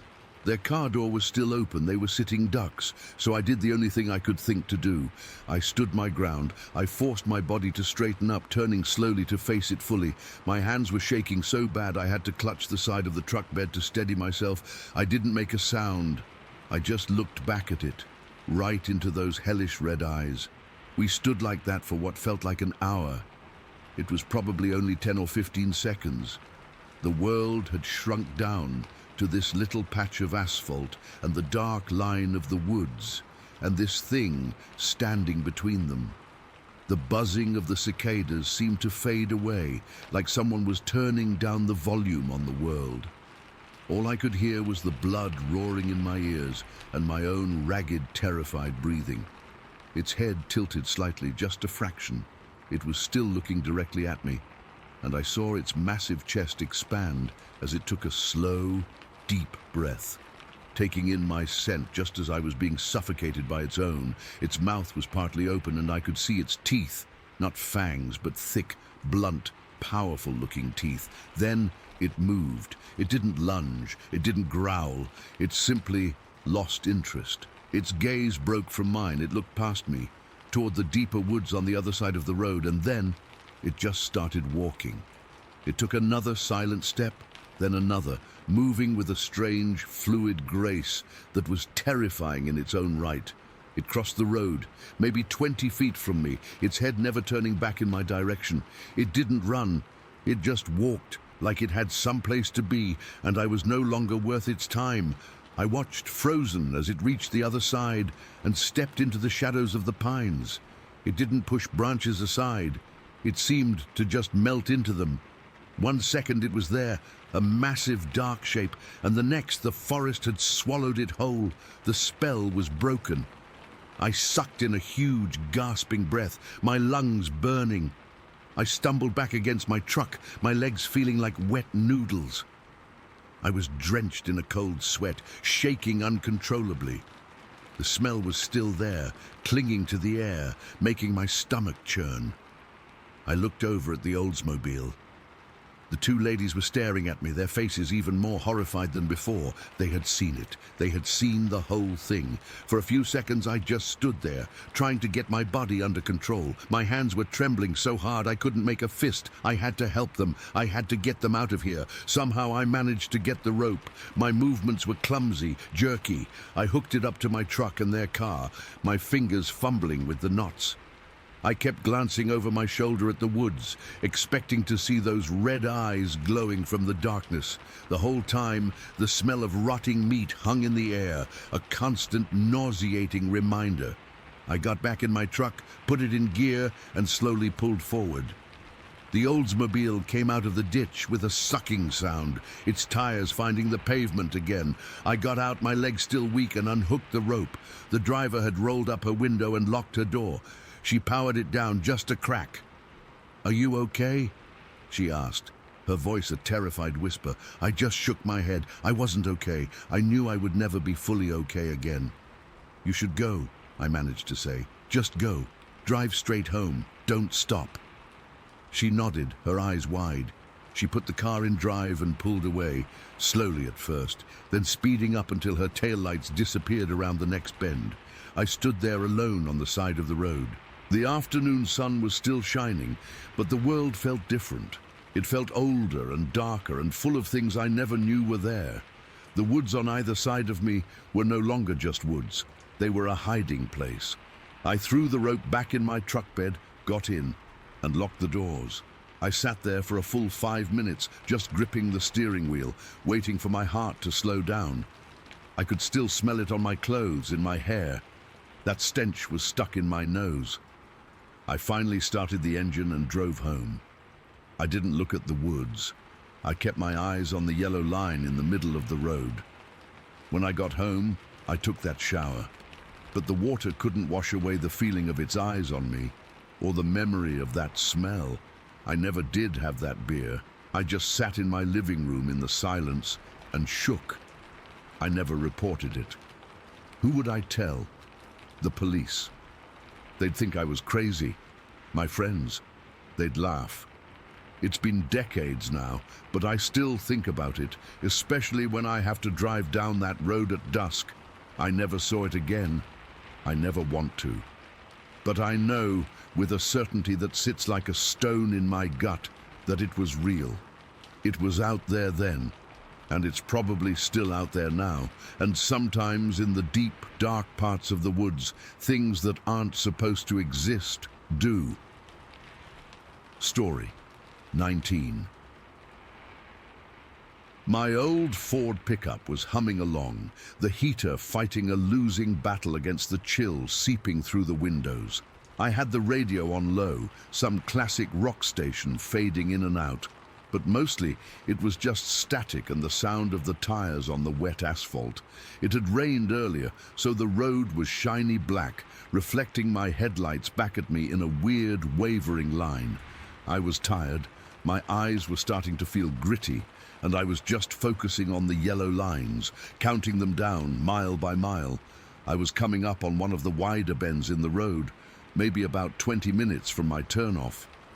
My high beams were on, cutting a tunnel through the dark, and then I saw it, a movement on the right shoulder. My foot instinctively eased off the gas. It was a deer, a big one, a buck, I think, its eyes glowing like two little green marbles in my headlights. It was just standing there, frozen, facing the woods, not looking at the road, not looking at me. It was rigid, every muscle taut. I've seen plenty of deer on this road, but they're usually grazing or about to dart across. This was different.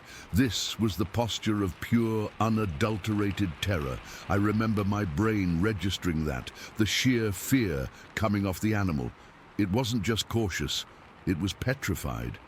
I slowed down even more, my truck now crawling along at maybe 20 miles an hour. I was waiting for it to bolt, my hand hovering near the horn, ready to give it a tap to scare it back into the trees. But it didn't move. It just stood there, trembling, I could actually see its sides heaving, and then the woods exploded. Something massive came out of the tree line right behind the deer. It didn't step out. It didn't emerge. It burst forth. 1 second there was just dark trees and shadows. The next there was this thing. It was upright, running on 2 legs, and it was covering ground in a way that didn't seem physically possible. It was so fast it was a blur, but a huge, powerful blur. My brain short-circuited. It tried to put a label on it. A bear, but bears don't run like that. They don't have that kind of loping, ground-eating stride. They don't stay so perfectly, terrifyingly upright. This thing was all legs and arms, a nightmare silhouette against the darker black of the forest. My foot slammed on the brake. I didn't even think about it. It was a pure panic reaction. The tires locked up for a second on the wet road, and the truck shimmied. The anti-lock brakes kicking in with that awful grinding shudder. The deer finally moved. It leapt into the road, a desperate, frantic bound, and the thing followed it. For maybe 5-6 seconds, they were both fully illuminated in my high beams. It was the longest handful of seconds of my entire life. The world narrowed down to the cone of my headlights and the horror unfolding in it. The creature was enormous. I'm 6 feet tall, and this thing had to be at least 1.5 feet, maybe 2 feet taller than me. Its body was thick, built like a powerlifter, covered in what looked like shaggy dark brown or black hair. It was matted and wet from the rain. Its arms were ridiculously long, swinging like pendulums as it ran, its hands almost brushing its knees. But the head is what I can't get out of my mind. It wasn't held high like a man's. It was set forward on its broad shoulders, low and purposeful, like a predator focused entirely on its target. I couldn't make out a face, not really. It was just a dark shape. But the sheer intensity, the single-minded focus was palpable. It was like a force of nature. The power in its movement was breathtaking. I don't mean that in a good way. I mean it stole the air from my lungs. Each footfall looked like it could have cracked the pavement. Its legs drove it forward with a raw, brutal strength that made the deer's graceful leap look feeble. The deer was fast, but this thing was faster. It wasn't just chasing the deer, it was herding it, closing the distance with an effortless, terrifying speed. They crossed the road in 3 or 4 of those huge, loping strides. The deer made it to the other side and vanished into the wall of trees. The creature followed without breaking its stride. It didn't look at me. It didn't even seem to register my truck, the blinding lights, the screech of my brakes. I was nothing, an insect. The deer was everything. And then they were gone, just like that. One moment they were there, filling my vision, filling my world with this impossible reality. The next, the woods on the left had swallowed them whole. The silence that fell was the loudest thing I have ever heard. My truck had stalled. In my panic, I must have flooded the engine. The sudden absence of the engine's rumble was deafening. I was sitting there, gripping the steering wheel so hard my knuckles were white and aching. My heart wasn't just beating, it was slamming against my ribs, a frantic, painful drumming that made my whole chest hurt. I could feel a cold sweat beading on my forehead and running down my back, despite the chill. My mouth was desert dry. I just stared at the spot where they'd disappeared. The trees were motionless. There was no sound, no crashing, no cry from the deer, no roar from the creature. Nothing. It was as if the forest had just opened up, shown me its secret, and then sealed itself shut again. I don't know how long I sat there. It could have been 10 seconds or 2 minutes. Time had lost all meaning. My brain was stuck on a loop, replaying those few seconds. The shaggy dark hair, the long arms, the low head, the sheer raw power. It wasn't a costume, it wasn't a hoax. The way it moved, that was a living, breathing animal, a predator. A part of me, the rational part that was still clinging to the world I knew, was screaming that it was a bear. A weirdly proportioned bear, a trick of the light. But I've seen bears, I've hunted, I know how animals move. This was something else, something that wasn't supposed to be real. My hands were shaking so badly I could barely turn the key. The engine coughed, sputtered, and then roared to life. The sound made me jump. I shoved the gear shift into drive, but I didn't accelerate. I just let the truck creep forward, my foot featherlight on the gas. I was scanning the trees on the left, my high beams carving a path into the darkness. Every shadow was a monster. Every stump looked like a crouching figure. My eyes were straining, trying to see through the layers of branches and darkness. I was expecting it to step back out. I was expecting to see those glowing eyes, to see it standing there watching me. I drove forward, maybe 50 feet, then stopped again. I rolled my window down, the cold night air rushing in. I held my breath, listening.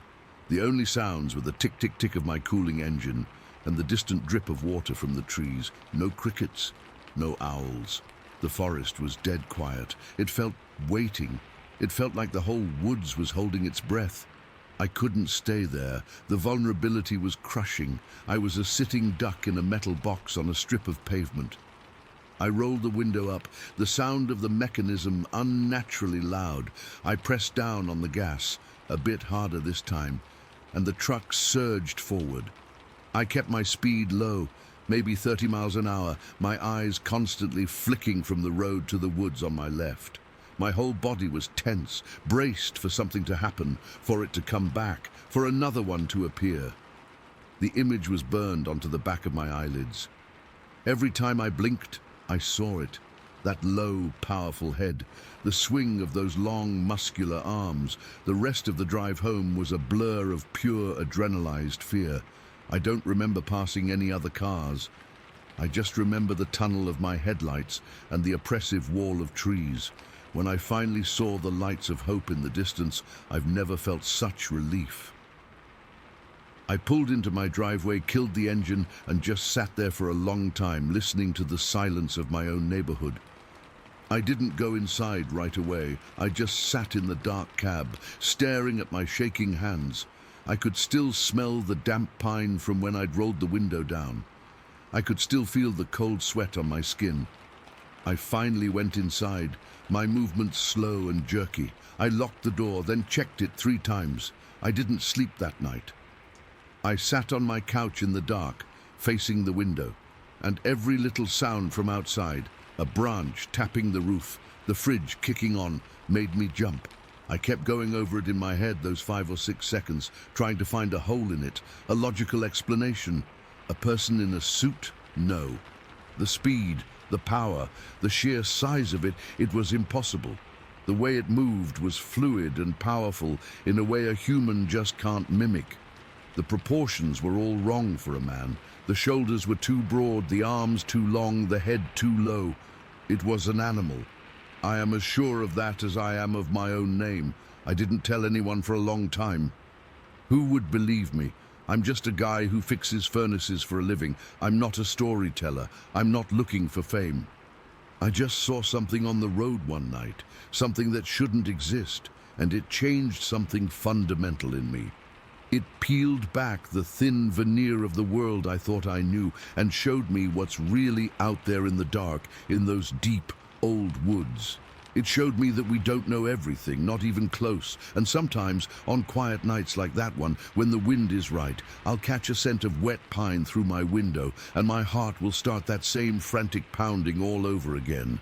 I'll see it clear as day, running through the beams of my headlights. A ghost from a world we've forgotten, chasing a deer into the shadows, and I'll remember what it feels like to be prey.